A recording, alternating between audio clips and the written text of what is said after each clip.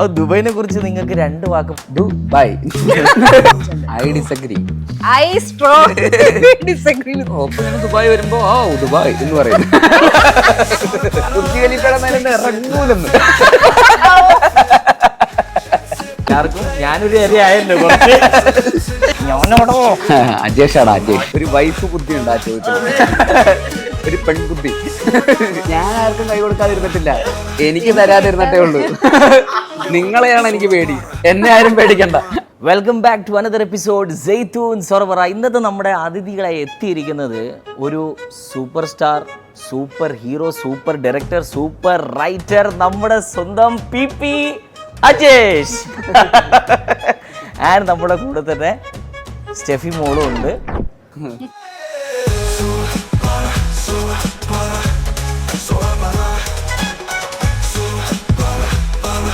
ആ 2 ക്യാരക്ടേഴ്സ് നമ്മൾ എടുത്ത് പറയുകയാണെങ്കിൽ ഞാൻ നിങ്ങൾ പറയുന്നതായിരിക്കും കുറച്ചുകൂടി നല്ലത്. നമ്മൾ പൊന്മാൻ എന്നല്ലേ ഇനി പറയല്ലേ? പൊന്മാൻ. യെസ്, അത് ഞാൻ ശരിക്കും പൊന്മാനായിരുന്നു ഞാനും പ്രൊനൗൺസ് ചെയ്തുകൊണ്ടിരുന്നത്. അതെ. അതുകൊണ്ടാണ് നമ്മളത് പൊൻ മലയാളത്തിലും മാൻ ഇംഗ്ലീഷിലും ഇട്ടത്. ആ ഒരു വ്യത്യാസം വരട്ടെ എന്ന് വിചാരിച്ചിട്ട്. അപ്പം ബേസിൽ ഭായ്, നമുക്ക് ലിജോ, അതെ. അപ്പോൾ ഇന്നലത്തെ ഞാൻ പറഞ്ഞ ആ പടം കണ്ടതിന് ശേഷം എൻ്റെ മനസ്സിലിപ്പം നിങ്ങളുടെ ആ ഒരു ഡയലോഗാണ് എനിക്ക് അജേഷ് എന്നുള്ളൊരു ഇതാണ് വരുന്നത്. എങ്ങനെയുണ്ട് പുതിയ നമ്മുടെ ഈ പടത്തിന്റെ കുറച്ച് കാര്യങ്ങൾ? നമുക്ക് നല്ല റെസ്പോൺസ് തന്നെയായി. പറയുന്ന പോലെ എല്ലാവർക്കും കണ്ടവർക്ക് എല്ലാവർക്കും ഭയങ്കരമായിട്ട് ഇഷ്ടപ്പെടുന്നുണ്ട്. അതുകൊണ്ട് നമുക്കും ധൈര്യമായിട്ട് ആരടുത്തും പോയിട്ട് അഭിമാനത്തോടെ പറയാം ഈ സിനിമ കാണണം എന്ന്. നമുക്ക് ആരടുത്ത് വേണമെങ്കിലും എന്താ പറയുക, നമുക്ക് ഇങ്ങനെ പേഴ്സണലി കാണുന്ന ആൾക്കാരുടെ അടുത്തൊക്കെ പോയി പറയാൻ പറ്റുന്ന പോലത്തെ ഒരു സിനിമയാണ്. ഇപ്പോൾ വെറുതെ ഒരു ഫോട്ടോ എടുക്കാൻ വരുന്ന ഒരാളുടെ അടുത്ത് പോലും പറയാം, ചേട്ടാ പൊന്മാൻ എന്ന് പറഞ്ഞൊരു പടമുണ്ട്, എന്തായാലും കാണണം, നിങ്ങൾക്ക് എന്തായാലും ഇഷ്ടപ്പെടും എന്ന് പറയാൻ നമുക്ക് ആരടുത്തും പോയി പറയാൻ പറ്റുന്ന പോലത്തെ ഒരു സിനിമ തന്നെയാണ്. അപ്പോൾ അതിൻ്റെ ഒരു ഭാഗമാവുക എന്ന് പറയുന്നതിൽ ഭയങ്കര സന്തോഷമുണ്ട്. എല്ലാവരും നന്നായിട്ട് ഒരുപാട് റെസ്പോൺസസ് വരുന്നുണ്ട്. കണ്ടവരെല്ലാവരും തന്നെ പേഴ്സണലി മെസ്സേജ് അയക്കുന്നു, വിളിക്കുന്നു. ഇത്രയും അഭിനയിച്ച, ഇത്രയും കരിയറിൽ, ആക്ടർ എന്നുള്ള കരിയറിൽ ഇത്രയും ആൾക്കാർ വിളിച്ച് അപ്രീഷിയേറ്റ് ചെയ്ത്, പേഴ്സണലി വിളിച്ച് അപ്രീഷിയേറ്റ് ചെയ്തിട്ടുള്ള സിനിമകൾ വേറൊന്നും ഉണ്ടായിട്ടില്ല. ഇതിലും ജനകീയമായിട്ട് ഹിറ്റായ സിനിമകൾ ഉണ്ടായിട്ടുണ്ട്, പക്ഷെ എന്നാൽ പോലും ഇത്രയും ആൾക്കാർ വിളിച്ച സിനിമ പൊന്മാനാണ് ആക്ച്വലി. അപ്പോൾ അത് ഭയങ്കര എന്താ പറയുക, ഇനിയും നമുക്കും ഒരു ഭയങ്കര മോട്ടിവേഷനാണ്. അതെ, വളരെ ഒരു ഡിഫറെൻറ്റ് ക്യാരക്ടറാണ് നിങ്ങൾ അതിൻ്റെ അകത്ത് ഉള്ളത്. അതേപോലെ നിങ്ങളുടെ കൂടെ വളരെയധികം പിടിച്ച് ആ ഒരു ക്യാരക്ടറിൽ നിന്ന് ആ ഒരു ലയിച്ചു. നമ്മൾ കാണുമ്പോൾ തന്നെ നമുക്ക് ആ ഒരു ഫീൽ ഉണ്ടായിരുന്നു. നിങ്ങളുടെ ഓരോ റിയാക്ഷൻസിലും സ്മൈലിലും ഒരു ചിരിയിലും നമുക്കത് ഫീൽ ചെയ്യാൻ പറ്റും. നിങ്ങൾ അധികം സംസാരിക്കേണ്ട ആവശ്യം പോലും അവിടെ വന്നിട്ടില്ല. ഓരോ റിയാക്ഷൻസ് നല്ല രസം ഉണ്ടായിരുന്നു. നിങ്ങളുടെ ആ ഒരു സൈഡ് നോക്കുമ്പോൾ എങ്ങനെയായിരുന്നു? ഞങ്ങളെല്ലാവരും സിനിമ റിലീസിന് മുന്നേ കണ്ടിട്ടുണ്ടായിരുന്നു. അപ്പോൾ നമുക്കൊരു കോൺഫിഡൻസ് ഉണ്ടായിരുന്നു, ഓക്കെ പടം എല്ലാവർക്കും ഇഷ്ടപ്പെടും. ഇത് ഏതെങ്കിലുമൊക്കെ രീതിയിൽ എല്ലാവർക്കും കണക്ട് ചെയ്യാൻ പറ്റുന്നത്. ഇപ്പോൾ സ്ത്രീകൾക്കാണെങ്കിൽ പൊന്ന് എന്നുള്ള വിഷയം സംബന്ധിച്ച് അതാണ് നമ്മൾ പറയുന്നത്. അപ്പോൾ അത് തീർച്ചയായിട്ടും സ്ത്രീകൾക്ക് എല്ലാവർക്കും കണക്ട് ചെയ്യാൻ പറ്റും. അല്ലെങ്കിൽ ഇപ്പം അജേഷിൻ്റെ ക്യാരക്ടർ ഒരുപാട് പേർക്ക് റിലേറ്റ് ചെയ്യാൻ പറ്റും. ലാസ്റ്റ് മിനിറ്റ് വരെ, അല്ലെങ്കിൽ ജയിക്കുന്നത് വരെ ഫൈറ്റ് ചെയ്യാന്നുള്ളതുണ്ടല്ലോ, ഗിവ് അപ്പ് ചെയ്യാണ്ട് ഫൈറ്റ് ചെയ്യാന്നുള്ളത്. അപ്പോൾ അങ്ങനത്തെ കുറേ കാര്യങ്ങൾ യങ്സ്റ്റേഴ്സിനായിക്കോട്ടെ, അല്ലെങ്കിൽ ഇങ്ങനെ കുറേ ലൈഫിൽ ഇങ്ങനെ സ്ട്രഗിൾ ചെയ്യുന്ന കുറേ ആളുകൾക്ക് റിലേറ്റ് ചെയ്യാൻ പറ്റും. അപ്പോൾ ഏതെങ്കിലുമൊക്കെ രീതിയിൽ കാണുന്ന എല്ലാ പ്രേക്ഷകർക്കും ഇത് കണക്ട് ചെയ്യാൻ പറ്റും എന്നുള്ളൊരു വിശ്വാസം ഞങ്ങൾക്ക് ഉണ്ടായിരുന്നു, ഒരു കോൺഫിഡൻസ് ഉണ്ടായിരുന്നു. അപ്പോൾ ആ രീതിക്ക് തന്നെയാണ് റെസ്പോൺസ് എന്നുള്ളതിൽ ഒരുപാട് സന്തോഷമുണ്ട്. ഈ പറഞ്ഞ പോലെ സ്റ്റെഫിയുടെ ക്യാരക്ടർ ആയാലും, സ്റ്റെഫിയെ കുറച്ച് പേർക്കെങ്കിലും മനസ്സിലാക്കാൻ പറ്റി എന്തുകൊണ്ട് അവൾ അങ്ങനെ ഓരോരോ സിറ്റുവേഷൻസിലോ ഈ അവളെടുക്കുന്ന ഡിസിഷൻസ് എന്തുകൊണ്ടാണ് എന്ന് ആളുകൾക്ക് മനസ്സിലാകും എന്നൊക്കെ ഒരു വിശ്വാസം ഉണ്ടായിരുന്നു ഇതിൽ എല്ലാ ക്യാരക്ടേഴ്സും. അപ്പോൾ അത് അങ്ങനെ തന്നെ വന്നു, ആ രീതിക്ക് തന്നെയാണ് എല്ലാവരുടെ അടുത്തു നിന്നുള്ള റെസ്പോൺസ് എന്ന് കാണുമ്പോൾ സന്തോഷം. അടിപൊളി. അതേപോലെ തന്നെ ഇപ്പം നിങ്ങൾ ശരിക്കും പറഞ്ഞാൽ ഇപ്പോൾ കൊല്ലത്താണ് ഇത് കേന്ദ്രീകരിച്ചാണ് ഈ ഒരു പടത്തിൻ്റെ പല ഇതും വന്നത്. അപ്പോൾ ശരിക്കും കൊല്ലംകാരെ കുറിച്ച് നിങ്ങൾക്ക് എന്താണ് പറയാനുള്ളത്? സുബിൻ്റെ നാട് എവിടെയാണ്? എൻ്റെ തലശ്ശേരിയാണ്. നേരെ അറ്റത്താണല്ലേ? അല്ല, കൊല്ലത്ത് നമുക്ക് അങ്ങനെ പേഴ്സണലി അങ്ങനെ വേറെ പ്രശ്നങ്ങളൊന്നുമുള്ള സ്ഥലമല്ല. എനിക്ക് പറയുന്ന പോലെ അങ്ങനെ ഞങ്ങൾ ഷൂട്ട് ചെയ്തപ്പോഴൊക്കെ ഭയങ്കര ഈസി ആയിട്ടാണ് ഷൂട്ട് ചെയ്തിട്ടുള്ളത്. എൻ്റെ മുമ്പ് ഞാൻ അഭിനയിച്ചിട്ടുള്ള ജയ ജയഹേ എന്ന് പറയുന്ന സിനിമയാണെങ്കിലും കൊല്ലത്ത് തന്നെയാണ് നടക്കുന്നത്. മയ്യനാട് എന്നൊക്കെ പറയുന്ന സ്ഥലത്തൊക്കെയാണ് അത് ഷൂട്ട് ചെയ്തത്. അപ്പോൾ ആ സമയത്താണെങ്കിലും ഷൂട്ട് ചെയ്തപ്പോഴാണെങ്കിലും ഞങ്ങൾക്ക് ഷൂട്ടിങ്ങിൻ്റെ ഇടയിൽ കക്കയിറച്ചിയും അതും ഇതൊക്കെ കൊണ്ടുതരുന്നു. വളരെ ഭയങ്കര കോർപ്പറേറ്റീവായിട്ട് അവിടെ വർക്ക് ചെയ്തുകൊണ്ടിരുന്ന ആൾക്കാരായിരുന്നു. അവിടെ കൂടെ തന്നെ ഉണ്ടായിരുന്നു. നമ്മൾ ആ സ്ഥലത്ത് തന്നെയായിരുന്നു 10-60 ദിവസം. ഈ പറയുന്ന താന്നി എന്ന് പറയുന്ന ബീച്ചിൻ്റെ സൈഡും പിന്നെ മൺട്രോ ഐലൻഡ് ഭയങ്കര ബ്യൂട്ടിഫുൾ ആയിട്ടുള്ളൊരു ഐലൻഡാണ്. അപ്പോൾ അവിടെയും അവിടുത്തെ ആൾക്കാർ ഭയങ്കര കോർപ്പറേറ്റീവ് ആയിരുന്നു നമ്മുടെ കൂടെ. ഇത്രയും ബഹളവും പ്രശ്നങ്ങളും ഒക്കെ നടക്കുന്ന കെയോസൊക്കെ നടക്കുന്ന ഒരു സിനിമയാണല്ലോ. അത്രയും ആൾക്കാർ കൂടിയിട്ടൊക്കെ ഉള്ള മത്സരങ്ങളും പള്ളിപ്പെരുന്നാളും ഒക്കെ നമ്മൾ ഷൂട്ട് ചെയ്യുന്നുണ്ട്. അപ്പോൾ ആ ആൾക്കാർ അങ്ങനെ കോർപ്പറേറ്റീവിൽ നിന്നിട്ടില്ല എന്നുണ്ടെങ്കിൽ നമുക്ക് ഭയങ്കര ബുദ്ധിമുട്ടായിരിക്കുമല്ലോ. പക്ഷേ എല്ലാ രീതിയിലും നമ്മുടെ കൂടെ കോർപ്പറേറ്റീവ് ആയിരുന്നു. നമ്മളോട് ഭയങ്കരമായിട്ടുള്ള സ്നേഹമുള്ള ആൾക്കാരായിരുന്നു. അപ്പോൾ ഞങ്ങൾക്ക് അങ്ങനത്തെ ഒരു പേഴ്സണൽ പ്രശ്നങ്ങളും ഉണ്ടായിട്ടില്ല. അല്ല, പ്രശ്നം അറിയാൻ വേണ്ടിയില്ല ചോദിച്ചു. ഞാൻ നല്ല വശം അറിയാൻ തന്നെയാണ് ചോദിച്ചത്. ചോദ്യം കേട്ടപ്പോൾ അങ്ങനെ അല്ല നല്ല കാര്യം അറിയാൻ വേണ്ടി തന്നെ ചോദിച്ചത്. അങ്ങനെയല്ല ചോദിക്കാറ്. അതാണ് അല്ല നമ്മൾ ഈയിടെ പല ഇന്റർവ്യൂസിലും നമ്മൾ എപ്പോഴും ഒരു ഹുക്കായിട്ട് നമ്മൾ ചോദിക്കുന്ന ഒരു ചോദ്യം തന്നെയാണ് ആ നാട്ടിനെ കുറിച്ച്. ആ നാട്ടിലെ നല്ല കാര്യങ്ങൾ അറിയാൻ വേണ്ടി തന്നെയാണ്, അല്ലാതെ വേറെ സൈഡ് അറിയാൻ വേണ്ടിയിട്ടില്ല. ഇപ്പോൾ നിങ്ങൾ ജയ ഹോയുടെ ആ മൂവിയുടെ കാര്യം പറഞ്ഞപ്പോഴാണ് ഈയിടെ ഞാനൊരു റീല് കണ്ടു. നിങ്ങൾ 140 ടേക്സ് എന്തോ അത് ചുമ്മാ അതവര് തന്നെ റീൽസിൽ മറ്റേ മേലെ എഴുതി വെച്ചിരിക്കുന്നല്ലോ. 140 പോയിട്ടില്ല. അത് ആ റീലിട്ട ആരോ ഞങ്ങളാരും ഇട്ട റീലല്ല, ഇട്ട റീല്. അത് അവര് വെറുതെ ഒരു നമ്പർ അടിച്ചിറക്കുന്നതാണ്. അത്രയും ടേക്ക് പോയില്ല, പക്ഷെ ആ ഷോട്ട് കുറെ ടേക്ക് പോയായിരുന്നു. പറയുന്ന പോലെ നമുക്ക് ചിരി വരും, ഷൂട്ട് ചെയ്യുമ്പോൾ ചിരി വരുന്നുണ്ടായിരുന്നു. കാരണം അത് അങ്ങനത്തെ ഒരു സീനാണല്ലോ, മറ്റേ എണ്ണട്ടി എന്ന് പറയുന്ന സീനാണ്. അപ്പോൾ അത് ഷൂട്ട് ചെയ്യുമ്പോഴും ഈ പറയുന്ന പോലെ നമുക്കറിയാം നമ്മൾ സീരിയസ് ആയിട്ടാണ് നിൽക്കുന്നത്, പക്ഷെ പ്രേക്ഷകർക്ക് ഇത് ചിരി വരണം. അപ്പം നമ്മുടെ ഉള്ളിൽ ആ ചിരി ഉണ്ടല്ലോ.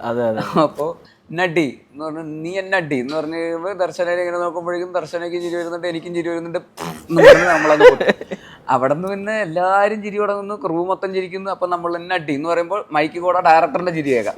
അപ്പം നമ്മൾ പിന്നെ നമ്മുടെ കയ്യിൽ. അപ്പോൾ ഇതിങ്ങനെ കുറെ പ്രാവശ്യം പോയി. 150 പോയിട്ടില്ല. 150 പോയാൽ എന്താ ആക്ച്വലി ഒരു 20-25 പോയിട്ടുണ്ട്. എല്ലാം എന്താ 20-25 ടേക്കേ പോയിട്ടുള്ളൂ. വെറുതെ അനാവശ്യ കാര്യങ്ങൾ പറയരുത്.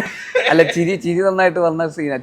ചിരി കാരണം നമുക്ക് വീണ്ടും, പക്ഷെ ആ അങ്ങനെ രസത്തിൽ ഷൂട്ട് ചെയ്യുമ്പോഴാണ് ആക്ച്വലി അതിന്റെ ഫണ്ണും വർക്കാവുന്നത്. ബേസിക്കലി നമ്മളത് ഭയങ്കര സീരിയസ് ആയിട്ട് തന്നെ നമ്മളും ആ ഒരു എനർജി, നമുക്കും ആ ഒരു എക്സൈറ്റ്മെന്റിൽ നമ്മൾ അങ്ങനെ ചെയ്യുമ്പോഴാണല്ലോ അങ്ങനെ ചിരി വരുന്ന സീനാണെന്ന് അറിഞ്ഞുകൊണ്ട് തന്നെ നമ്മൾ ചെയ്തിട്ടുള്ള സീനുകൾക്കെല്ലാം അങ്ങനത്തെ ആ രീതിയിലുള്ള റെസ്പോൺസ് ഉണ്ടായിട്ടുണ്ട്. ജയഹയിലൊക്കെ പ്രത്യേകിച്ച് ഒരുവിധപ്പെട്ട മിക്ക സീനുകളിലും അങ്ങനത്തെ ഈ തല്ലുകൊണ്ടിട്ട് അസീസൊക്കെ വന്നിട്ട് ഉപദേശിക്കുകയൊക്കെ ചെയ്യുന്ന സീനൊക്കെ ഉണ്ടല്ലോ, അതിലൊക്കെ ഈ പറഞ്ഞ ചിരി വരാറുണ്ട്. അങ്ങനെ കുറേ സ്ഥലത്ത് ആ സിനിമയിൽ ചിരി വന്നിട്ടുണ്ട്.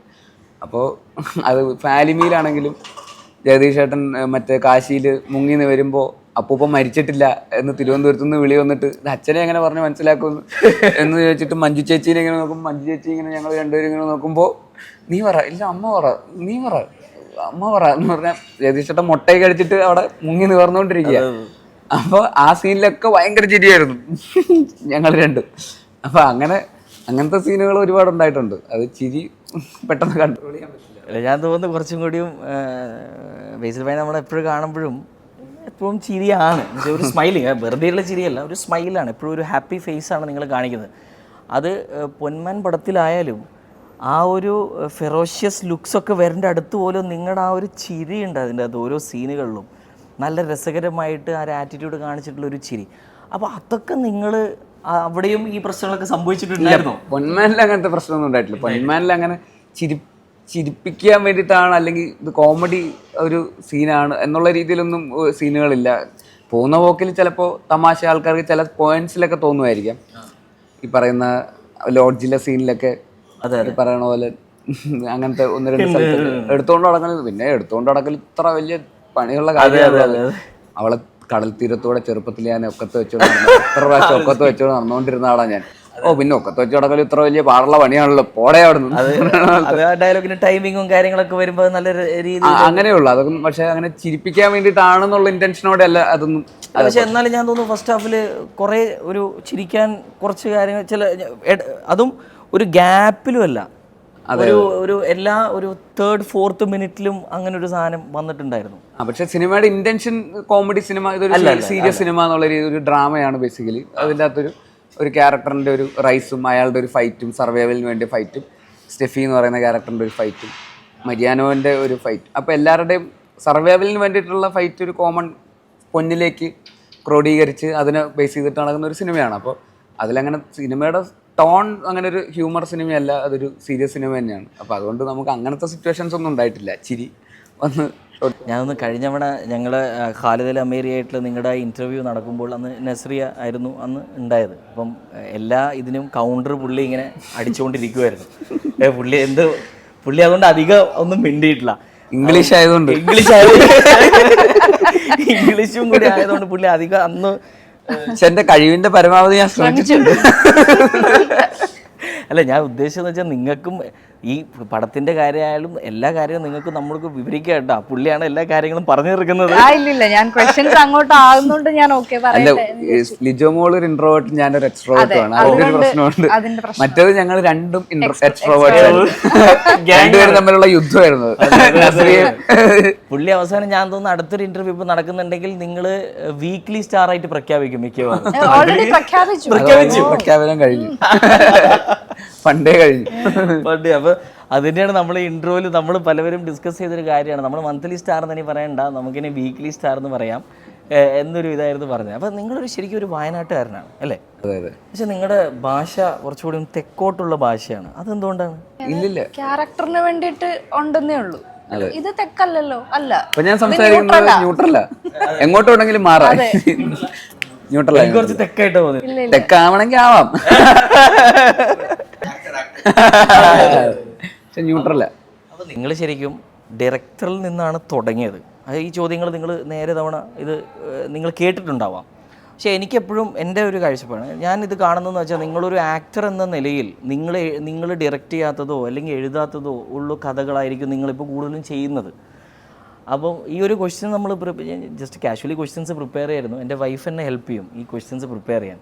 അപ്പോൾ എന്നോട് അവൾ ഇങ്ങനെ പറഞ്ഞു, ജസ്റ്റ് ചോദിക്കൂ, റെന്യൂമറേഷൻ കാരണമാണോ നിങ്ങൾ കൂടുതൽ ഇപ്പം ആക്ടിങ്ങിലേക്ക് ഇറങ്ങിയത്?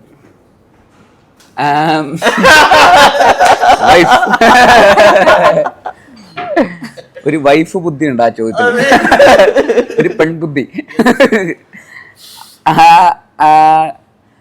തുടക്കത്തിൽ ഈ പറയണ പോലെ സിനിമയിൽ അഭിനയിക്കാൻ തുടങ്ങുന്ന സമയത്ത് ബേസിക്കലി ഫിനാൻഷ്യൽ ഒരു ഇതിനു വേണ്ടി തന്നെയായിരുന്നു. കാരണം നമ്മൾ ഡയറക്ടറായിട്ട് നിൽക്കുമ്പോൾ ബാക്കി ആക്ടേഴ്സിൻ്റെ ഡേറ്റിന് വേണ്ടി വെയിറ്റ് ചെയ്യണം. അവരുടെ ഡേറ്റ് ചിലപ്പോൾ നമ്മൾ ഇന്നൊരു കഥ പറഞ്ഞാൽ ചിലപ്പോൾ 1 വർഷം കഴിഞ്ഞിട്ടേ ഡേറ്റ് ഉണ്ടാവുള്ളൂ. അപ്പോൾ ആ സമയത്ത് ജീവിക്കണമെങ്കിൽ നമുക്ക് വേറെ വഴികളില്ല. ഈ പറയുന്ന ഡയറക്ടർ എന്നുള്ള രീതിയിൽ അൺലെസ് നമ്മൾ ഭയങ്കര ബിസിനസ് അല്ലെങ്കിൽ സ്മാർട്ടായിട്ടും അല്ലെങ്കിൽ ഫിനാൻഷ്യലി ഭയങ്കര പാടായിരിക്കും. ഈ പറയുന്ന എത്ര സക്സസ് ഉണ്ടെങ്കിൽ പോലും ഒരു കുറേ 3-4 സിനിമയൊക്കെ കഴിഞ്ഞാൽ ഒരു സെറ്റിലാവുന്ന ഫിനാൻഷ്യലി നമുക്കൊരു സ്റ്റേബിൾ ആവുന്ന പോയിന്റിലേക്ക് എത്തുള്ളൂ. അപ്പോൾ അത്തരത്തിലുള്ള സാഹചര്യത്തിൽ നമുക്ക് പൈസയുടെ ഡെസ്പറേഷൻ ഇല്ലാത്ത ആലോചിക്കണമെങ്കിൽ നമുക്ക് ഇത് വേണമല്ലോ, അതിനൊരു ഫ്രീഡം വേണമല്ലോ. അങ്ങനത്തെ സാഹചര്യത്തിലാണ് അഭിനയിക്കാനുള്ള അവസരം വന്നപ്പോൾ സുഹൃത്തുക്കളൊക്കെ വിളിച്ചപ്പോഴാണ് പോയി. അങ്ങനെ പിന്നെ ഇപ്പോൾ 1-2 സിനിമ കഴിഞ്ഞപ്പോൾ പിന്നെ വിളികൾ വരാൻ തുടങ്ങി. അപ്പോൾ പിന്നെ അങ്ങനെ തന്നെയാണ് അതിനെ കണ്ടിരുന്നത്. ഒരു എന്താ പറയുക, ഒരു ഫിനാൻഷ്യൽ ഇതിന് വേണ്ടി തന്നെയാണ്. പക്ഷേ പിന്നെ പോകെ അതും ഭയങ്കര സീരിയസ് ആയിട്ടുള്ള വേറെ റെസ്പോൺസിബിൾ ആയിട്ടുള്ള ഒരു പൊസിഷനിലേക്ക് എത്തുന്നു, അങ്ങനത്തെ ഒരു സാഹചര്യത്തിലേക്ക് എത്തുന്നു. അപ്പോൾ നല്ല സിനിമകൾ കിട്ടാൻ തുടങ്ങി, നല്ല ക്യാരക്ടേഴ്സ് കിട്ടാൻ തുടങ്ങി, നല്ല സിനിമകൾ ചെയ്യാൻ തുടങ്ങി. പിന്നെ ലീഡ് റോളിലേക്ക് എത്തി. അപ്പോൾ തുടക്കത്തിൽ അങ്ങനെയായിരുന്നു അതിൻ്റെ ഇൻറ്റൻഷൻ. ലീഡ് റോളിലേക്ക് എത്തിയപ്പോഴേക്കും ലീഡ് റോൾ ചെയ്യുന്നതിൻ്റെ ഒരു എക്സൈറ്റ്മെൻ്റ് ഉണ്ടല്ലോ, നല്ല കുറച്ചുകൂടെ ഒരു സിനിമ ക്യാരി ചെയ്യുന്നു എന്ന് പറയുന്ന പോലത്തെ ഒരു ആക്ടർ എന്നുള്ള രീതിയിലുള്ള ഒരു റെസ്പോൺസിബിലിറ്റിയും അതിൻ്റെ ഒരു എക്സൈറ്റ്മെൻറ്റും. പിന്നെ ഇപ്പോൾ അങ്ങനെ 1-2 സിനിമ സക്സസ്ഫുൾ ആവുന്നു എന്ന് പറയുന്ന സാഹചര്യത്തിൽ വരുമ്പോൾ വേറെ നല്ല നല്ല റോളുകൾ വരും. അപ്പോൾ അങ്ങനെ എത്തുന്ന സമയത്ത് ബേസിക്കലി കുറേ കൂടെ ആ ക്യാരക്ടേഴ്സിനോടുള്ള ആ സിനിമയോടുള്ള എക്സൈറ്റ്മെൻറ്റിനാണ് പിന്നെ അത് ചെയ്യാൻ തുടങ്ങുന്നു എന്ന് പറയുന്ന പോലത്തെ സാഹചര്യം. അവിടെ പിന്നെ പൈസ സെക്കൻഡറി ആയിട്ടാണ് പിന്നെ അത് ട്രാൻസ്ഫോം ആവുന്നത്. ബേസിക്കലി നമുക്ക് ഇതൊരു വലിയ ഓപ്പർച്യൂണിറ്റിയാണ്. അങ്ങനെ എല്ലാവർക്കും കിട്ടുന്ന ഒരു ഭാഗ്യമല്ല അങ്ങനെ ഒരു സിനിമയിൽ ലീഡ് റോളിൽ അഭിനയിക്കുക, അല്ലെങ്കിൽ അഭിനയിക്കാൻ പറ്റുക എന്ന് പറയുന്നത് തന്നെ, ഒരു സീനിൽ അഭിനയിക്കാൻ പറ്റുന്നത് തന്നെ, എസ്പെഷ്യലി പ്രസന്റ് മലയാളം ഇൻഡസ്ട്രിയിൽ അങ്ങനെ ഒരു ലീഡ് റോൾ കിട്ടുക എന്ന് പറയുന്നത് അത്രയും നല്ല നല്ല യുവതാരങ്ങൾ തന്നെ അവിടെ ഉണ്ട്. അപ്പം അങ്ങനത്തെ സാഹചര്യത്തിൽ നമ്മൾ ആ പൊസിഷനെ നമ്മൾ ഒരിക്കലും അതിനെ ഡൈല്യൂട്ട് ചെയ്യരുത്. അതിനെ നമ്മൾ ഒരിക്കലും എന്താ പറയുക, അതിനെ നമ്മൾ വേറെ ഒരാഗ്രഹത്തിന് വേണ്ടിയിട്ട് ഒരിക്കലും കോംപ്രമൈസ് ചെയ്യരുത്. അപ്പോൾ അത് ഏറ്റവും നന്നായിട്ട് നമുക്ക് ഏറ്റവും നമ്മുടെ മാക്സിമത്തിൽ നമുക്ക് എന്തൊക്കെ കോൺട്രിബ്യൂട്ട് ചെയ്യാൻ പറ്റും, നമ്മളെ വിശ്വസിച്ച് വരുന്ന ഒരു ഡയറക്ടർ, ഒരു പ്രൊഡ്യൂസർ, അതിനുവേണ്ടി ഇൻവെസ്റ്റ് ചെയ്യുന്ന ആൾക്കാർ, നമ്മുടെ മുഖം കണ്ട് സിനിമ കാണാൻ വരുന്ന പ്രേക്ഷകർ, ഇവർക്ക് വേണ്ടിയിട്ട് നമുക്ക് എത്രമാത്രം ആത്മാർത്ഥമായിട്ട് ജോലി ചെയ്യാന്നുള്ളത് മാത്രമേ ഉള്ളൂ. ഓണസ്റ്റ്ലി അതിന് വേണ്ടിയിട്ടുള്ള. പക്ഷേ ഇതെല്ലാം അതിൻ്റെ സെക്കൻഡറി ആണ്. പൈസ നന്നായിട്ട് നല്ല സിനിമ ചെയ്തുകൊണ്ടിരുന്നാൽ പൈസ എന്തായാലും കിട്ടും. പൈസ അതിൻ്റെ ബൈ പ്രോഡക്റ്റ് ആയിട്ട് വരും. പക്ഷേ പൈസയ്ക്ക് വേണ്ടിയിട്ടല്ല പിന്നെ സിനിമ എന്നുള്ള ഒരു അഭിനയിക്കുക എന്ന് പറയുന്ന പോലത്തെ ഒരു അങ്ങനെ ആയിരുന്നു തുടങ്ങിയത്. വളരെ ചെറിയ റോളുകൾ തുടങ്ങിയത് അങ്ങനെ തന്നെയായിരുന്നു. അതിനുവേണ്ടി തന്നെയായിരുന്നു. സംവിധായകൻ എന്നുള്ള രീതിയിൽ ഒരു സ്റ്റെബിലിറ്റി കിട്ടാൻ വേണ്ടിയിട്ടായിരുന്നു ഈ പറയുന്ന പോലെ. അല്ല, പൊന്മാൻ്റെ അത് നിങ്ങൾ പറയുന്നൊരു കാര്യമുണ്ട്, 10 കോടി ഉണ്ടായിരുന്നെങ്കിൽ ഞാനിവിടെ ഇരിക്കൂടാ എന്നുള്ളൊരു ഡയലോഗ് ഉണ്ടായിരുന്നു. അപ്പം ആ ഒരു ഇത് പ്രകാരം പൈസ എത്രത്തോളം വാല്യുബിളാന്നുള്ളൊരു കാര്യമാണ് നമ്മളിവിടെ പ്ലേസ് ചെയ്യുന്നത്. നിങ്ങൾ ആദ്യം ഫിനാൻഷ്യലി അതൊരു പൈസ ഇമ്പോർട്ടൻ്റ് തന്നെയാണ്. കാരണം നമ്മുടെ മെൻ്റൽ പീസ്, നമുക്ക് EMI അടയ്ക്കേണ്ട പ്രഷറും സാഹചര്യങ്ങളും വരുന്നു എന്ന് പറയുന്ന പോലത്തെ സാഹചര്യത്തിൽ ചിലപ്പോൾ നമുക്ക് അവിടെ ഇരുന്ന് ഒരു സിനിമ കഥ ആലോചിക്കാൻ ചിലപ്പോൾ പറ്റില്ല. നമുക്ക് വേറെ എന്തെങ്കിലുമൊക്കെ ഒരു മാർഗ്ഗങ്ങളിലൂടെയൊക്കെ എങ്ങനെയെങ്കിലുമൊക്കെ പൈസ എങ്ങനെയെങ്കിലും വരിക എന്ന് പറയുന്ന പോലത്തെ പ്രഷർ നമ്മുടെ ഇതിലേക്ക് വരുമ്പോൾ അതൊരിക്കലും ഒരു മെൻ്റൽ പീസ് നമുക്ക് ചിലപ്പോൾ കിട്ടിയെന്ന് വരില്ല. അപ്പോൾ അതിനെക്കുറിച്ച് ആലോചിക്കുക വേണ്ട, ബോധേഡാവണ്ട എന്നൊക്കെ പറയുന്ന പോലത്തെ ഒരു പോയിന്റിലാണല്ലോ നമുക്ക് മാനസികമായിട്ട് നല്ലൊരു ക്രിയേറ്റീവ് സ്പേസിൽ നിൽക്കുമ്പോൾ പ്രത്യേകിച്ച് മനസ്സും എല്ലാം ക്ലീൻ ആയിരിക്കണം എന്നുള്ളതുകൊണ്ട് നമുക്ക് ടെൻഷനും പ്രഷറും ഇല്ലാത്തൊരു പൊസിഷനിൽ നിൽക്കുമ്പോഴാണല്ലോ അതിന് ഏറ്റവും നന്നായിട്ട് നമുക്ക് നിൽക്കാൻ പറ്റുക. അപ്പോൾ തീർച്ചയായിട്ടും പൈസ ഈസ് ഇമ്പോർട്ടൻറ്റ്, അതിലൊരു സംശയമില്ല. ജോലി ചെയ്യുമ്പോൾ അതിന് പൈസ മേടിക്കുകയും ചെയ്യണം, അതിലൊരു സംശയമില്ല. നമ്മൾ നന്നായിട്ട് ജോലി ചെയ്യുമ്പോൾ അതിനും നന്നായിട്ട് പൈസയും വേണം എന്നുള്ളത് ഇമ്പോർട്ടൻ്റ് ആണ്. പക്ഷേ പൈസയ്ക്ക് വേണ്ടിയിട്ടാവരുത് ഇതിൻ്റെ പ്രൈമറി മോട്ടീവ്, പൈസയാവരുത്. ഡെഫിനറ്റ്ലി നല്ല സിനിമ ചെയ്യുക, നല്ല ക്യാരക്ടേഴ്സ് പ്ലേ ചെയ്യുക, നല്ല സിനിമ സംവിധാനം ചെയ്യുക, നല്ല സിനിമകൾ ഉണ്ടാക്കുക. നമ്മുടെ ജോലിയിൽ ഒരു തരത്തിലുള്ള കള്ളത്തരവും ഉണ്ടാവാൻ പാടില്ല. അതിൽ ഏറ്റവും കൂടുതൽ ആത്മാർത്ഥത വേണം എന്നുള്ളത് മാത്രമേ ഉള്ളൂ. അതിന് ബൈ പ്രോഡക്റ്റ് ആയിട്ട് ബോണസായിട്ട് നമ്മുടെ പൈസ വരും. ബാലൻസ് ചെയ്ത് കൊണ്ടുപോകും. അതെ, അത്രേ ഉള്ളൂ. ഞാൻ ചോദിക്കണ്ടെന്ന് എന്തെങ്കിലും ഉണ്ടോ നിങ്ങളുടെ മനസ്സിൽ? ദൈവമേ, എൻ്റെ അടുത്തൊന്നും ഈയിടെ ഈ അടുത്ത് തന്നെ നിങ്ങളൊരു കാര്യം പറഞ്ഞിരുന്നു, ഭയങ്കര സീരിയസ് ആയിരുന്നു, പുള്ളി ചിരിച്ചതും കണ്ടതൊക്കെ ഈ ഷൂട്ടിന് ശേഷമാണ് എന്നുള്ളൊരു കാര്യം നിങ്ങൾ പറഞ്ഞിട്ടുണ്ടായിരുന്നു. അതിനെ കുറിച്ചൊന്ന് പറഞ്ഞിട്ടുണ്ട്. അല്ല, അത് നമ്മളുടെ ഈ കഥയുടെ സ്വഭാവം കൊണ്ടാണ്.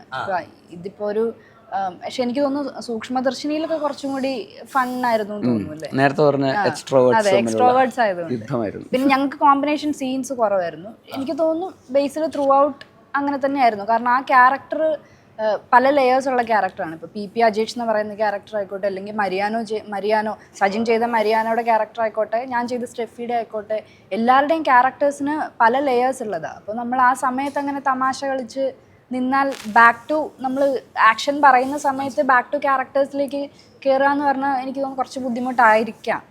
ആണ് ആക്ച്വലി എനിക്കത്. അപ്പോൾ അതുകൊണ്ടാണോ എന്ന് എനിക്കറിയില്ല. ബേസിലായാലും ഏതായാലും അങ്ങനെ തന്നെയായിരുന്നു. എനിക്ക് പേഴ്സണലി ഞാൻ ആക്ച്വലി പേടിച്ചത് ബേസിൽ അങ്ങനെ ഭയങ്കര ഫണ്ണായിട്ട് കുറേ വർത്താനം ഒക്കെ പറയാന്നുള്ളതായിരുന്നു എൻ്റെ പേടി. കാരണം ഞാൻ അധികം സംസാരിക്കില്ല, എനിക്ക് കുറച്ചധികം സമയം എടുക്കും. അതെ, എങ്ങനെ ഹാൻഡിൽ ചെയ്യും അറിയാതെയാണ് ഞാൻ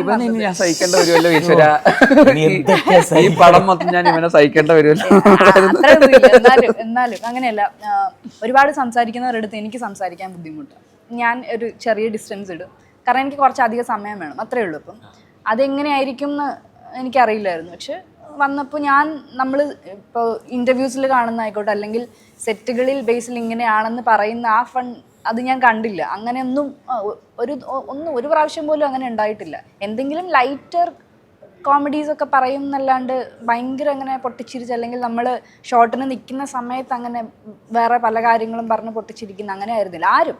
ഇപ്പം സജിൻ ആയിക്കോട്ടെ, ആനന്ദ് ആയിക്കോട്ടെ, ആരും അങ്ങനെ ആയിരുന്നില്ല. കാരണം അത് ആ കഥയുടെയും ആ ക്യാരക്ടേഴ്സിൻ്റെയും സ്വഭാവം അങ്ങനെ ആയതുകൊണ്ടാണ്.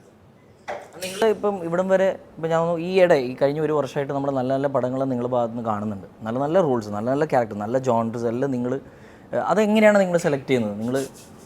നിങ്ങൾക്കിപ്പം പല അവസരങ്ങളും വരുമ്പോൾ നിങ്ങൾ എങ്ങനെയാണ് വളരെ ഒരു കറക്റ്റായിട്ട് സെലക്ട് ചെയ്യാൻ പറ്റുന്നത്? അതിന് കറക്റ്റായിട്ട് സെലക്ട് ചെയ്യാന്ന് പറഞ്ഞാൽ വരുന്നതിൽ നിന്ന് ബെറ്റർ എന്ന് തോന്നുന്നതാണ് സെലക്ട് ചെയ്യുക. എല്ലാവരും അങ്ങനെയൊക്കെ തന്നെയാണ്.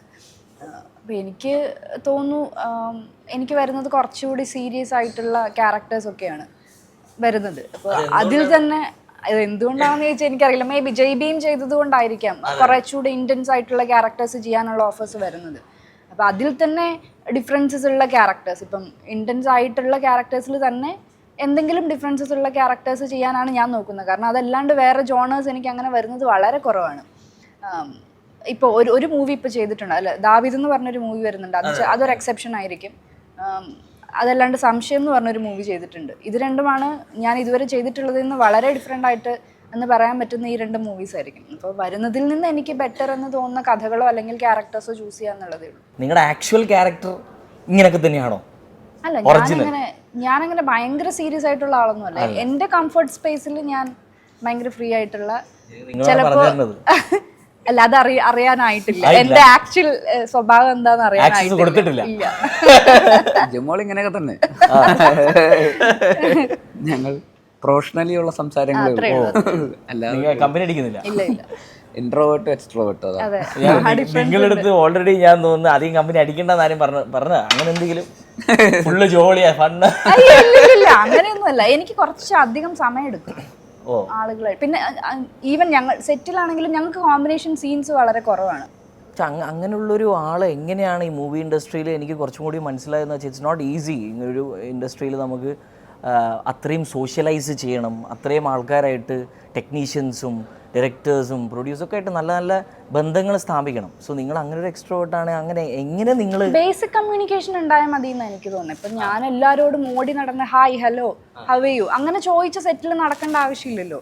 എനിക്കിപ്പം ഒരു സീൻ ചെയ്യേണ്ട സമയത്ത് എനിക്ക് വേണ്ടുന്ന ക്ലാരിറ്റി ഡയറക്ടർക്ക് തരാൻ പറ്റണം. ആ കമ്മ്യൂണിക്കേഷൻ തീർച്ചയായിട്ടും ഉണ്ടാവും. അല്ലെങ്കിൽ കോ ആക്ടേഴ്സിനോട് എന്തെങ്കിലും സംസാരിക്കണമെങ്കിൽ ആ സംസാരമൊക്കെ ഉണ്ടാവും. അതല്ലാണ്ട് ഞാൻ ആരോടും സംസാരിക്കില്ല, ഞാൻ ആരെയും നോക്കില്ല, അങ്ങനെയല്ല ഇരിക്കുക. ബേസിക്കലി പത്തായത്തിൽ നെല്ലുണ്ടെങ്കിൽ ഓക്കെയാണ്. ലിജോമോക്ക് അഭിനയിക്കാൻ അറിയാം, അത് മതിയല്ലോ. അത് മതി. അപ്പോൾ പിന്നെ നല്ല ക്യാരക്ടേഴ്സ് വരുമ്പോൾ, നല്ല റോളുകൾ വരുമ്പോൾ ലിജോമോൾ അങ്ങോട്ട് പോകേണ്ട കാര്യമില്ല. ലിജോമോളിനെ തേടി ആൾക്കാർ ഇങ്ങോട്ട് വന്നോളും. അതിനപ്പോൾ നമ്മൾ ആരെയും അങ്ങനെ ഭയങ്കര നെറ്റ്വർക്ക് ചെയ്തിട്ടോ അല്ലെങ്കിൽ ആൾക്കാരെ സന്തോഷിപ്പിക്കുകയൊന്നും ചെയ്യേണ്ട കാര്യമില്ല. അത് നിങ്ങൾ തമിഴ് ഇൻഡസ്ട്രിയിലും നിങ്ങൾ ചെയ്തിട്ടുണ്ട്. അപ്പോൾ ഈ തമിഴും മലയാളം ഇൻഡസ്ട്രിയും നിങ്ങൾക്ക് എന്തെങ്കിലും വ്യത്യാസങ്ങൾ തോന്നിയിട്ടുണ്ടോ? വ്യത്യാസം എന്ന് പറയാൻ അവിടെ സംസാരിക്കുന്നത് തമിഴാണ്,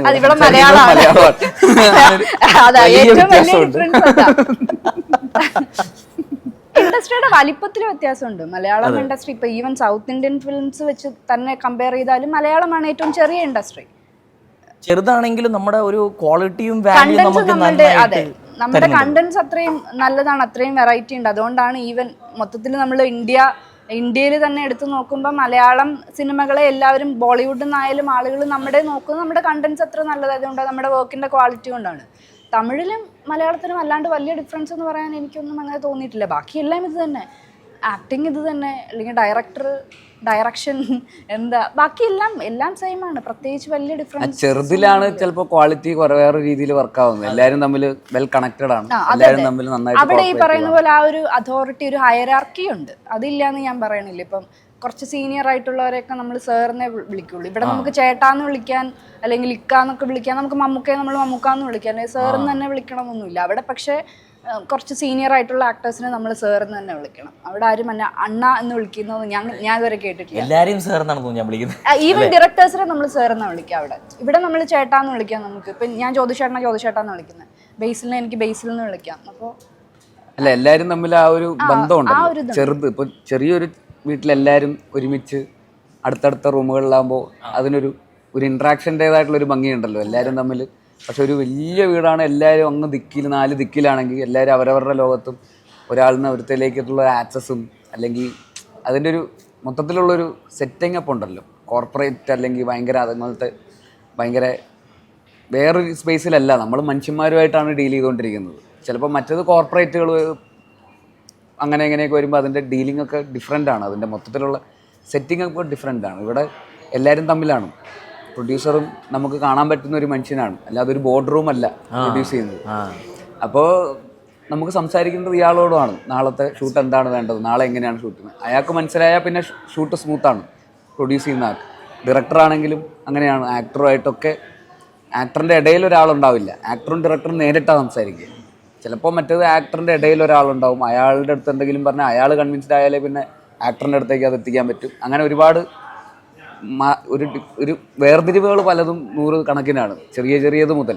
പക്ഷെ ഇവിടെ അങ്ങനെയല്ല, എല്ലാവരും ഒരു ഗ്രൂപ്പ് ഓഫ് കുറേ ആൾക്കാർ ചേർന്നിട്ട് നല്ല സിനിമ ചെയ്യാൻ ശ്രമിക്കുന്നു, നല്ല സിനിമ ഉണ്ടാക്കുന്നു. അപ്പോൾ അങ്ങനെ വരുമ്പോൾ എല്ലാവരും ആ ഒരൊറ്റ പേജിലാണ്, എല്ലാവരും ഒരു സെയിം പേജിലാണ് നിന്നിട്ട് നമ്മൾ അതിന് വേണ്ടിയിട്ട് ഒരുമിച്ച് ശ്രമിക്കുമ്പോൾ നല്ല സിനിമകളുണ്ടാവുന്നു. സിമ്പിളാണ് കാര്യങ്ങൾ, അത്രയും സിമ്പിളായിട്ട് ഡീൽ ചെയ്താൽ മതി. ഇതെന്ന് പറയുന്നത് അത്ര കോംപ്ലിക്കേറ്റഡ് കാര്യമൊന്നുമല്ല, ഒരു ടീം എഫേർട്ട്. അതെ, ആ സിംപ്ലിസിറ്റിയും ആ ടീം എഫേർട്ടിലുമാണ് നമുക്ക് നല്ല സിനിമകൾ ഉണ്ടാകാൻ പറ്റുന്നത്. അത് അങ്ങനെ തന്നെ ഉണ്ടാവുക എന്നുള്ളതാണ് നമുക്ക് ചെയ്യാൻ പറ്റേണ്ട കാര്യം. അതിന് ഇയേഴ്സ് ഞാൻ തോന്നുന്നു അങ്ങനെ തന്നെയാണ് കാര്യങ്ങൾ മുന്നോട്ട് പോയിക്കൊണ്ടിരിക്കുന്നത്. എവരി വൺ ഈസ് ഗ്രൗണ്ടഡ്, എല്ലാവരും ഹമ്പിളാണ്. എല്ലാവരും ഇപ്പം നിങ്ങളിവിടെ UAE-യിലാണ് ഇപ്പോൾ ഉള്ളത്, ദുബായിലാണ് നിങ്ങളുള്ളത്. ഞങ്ങളായിട്ട് ഇൻട്രാക്ട് ചെയ്യുന്നു പല വേദിയിലും. ഞാൻ ഒന്ന് സിനിമാസിലും നിങ്ങൾ പോയിട്ട് ആൾക്കാരായിട്ട് ഇൻട്രാക്ട് ചെയ്യുന്നുണ്ട്. സോ അതൊക്കെയാണ് ഞാൻ തോന്നുന്നു മെയിൻ വിജയം ഒരു സിനിമയുടെ. അതെ, മോസ്റ്റ്ലി എല്ലാവരും ഭയങ്കര ഗ്രൗണ്ടഡ് ആയിട്ടും റൂട്ടഡ് ആയിട്ടും ജീവിക്കുന്ന അങ്ങനത്തെ സാഹചര്യങ്ങളിൽ നിന്ന് വളർന്നു വന്നിട്ടുള്ള ആൾക്കാരാണ് ഒരുവിധപ്പെട്ട നമ്മുടെ ഇൻഡസ്ട്രിയിലുള്ള ഒരുവിധപ്പെട്ട എല്ലാവരും. അപ്പോൾ അതിൻ്റേതായിട്ടുള്ള. എന്നാലും നിങ്ങളിപ്പോൾ ഏറ്റവും കൂടുതൽ വന്നുകൊണ്ടിരിക്കുന്ന ഒരു നഗരമാണ് ഈ ദുബായ് അല്ലേ? സിനിമ പ്രൊമോഷൻ എന്നൊക്കെ പറഞ്ഞിങ്ങനെ ഇടയ്ക്കിടയ്ക്ക് വരാറുണ്ട്. അത് ദുബായിനെ കുറിച്ച് നിങ്ങൾക്ക് 2 വാക്ക് പറയണമെങ്കിൽ നിങ്ങൾ എന്തു പറയും? ദുബായ്.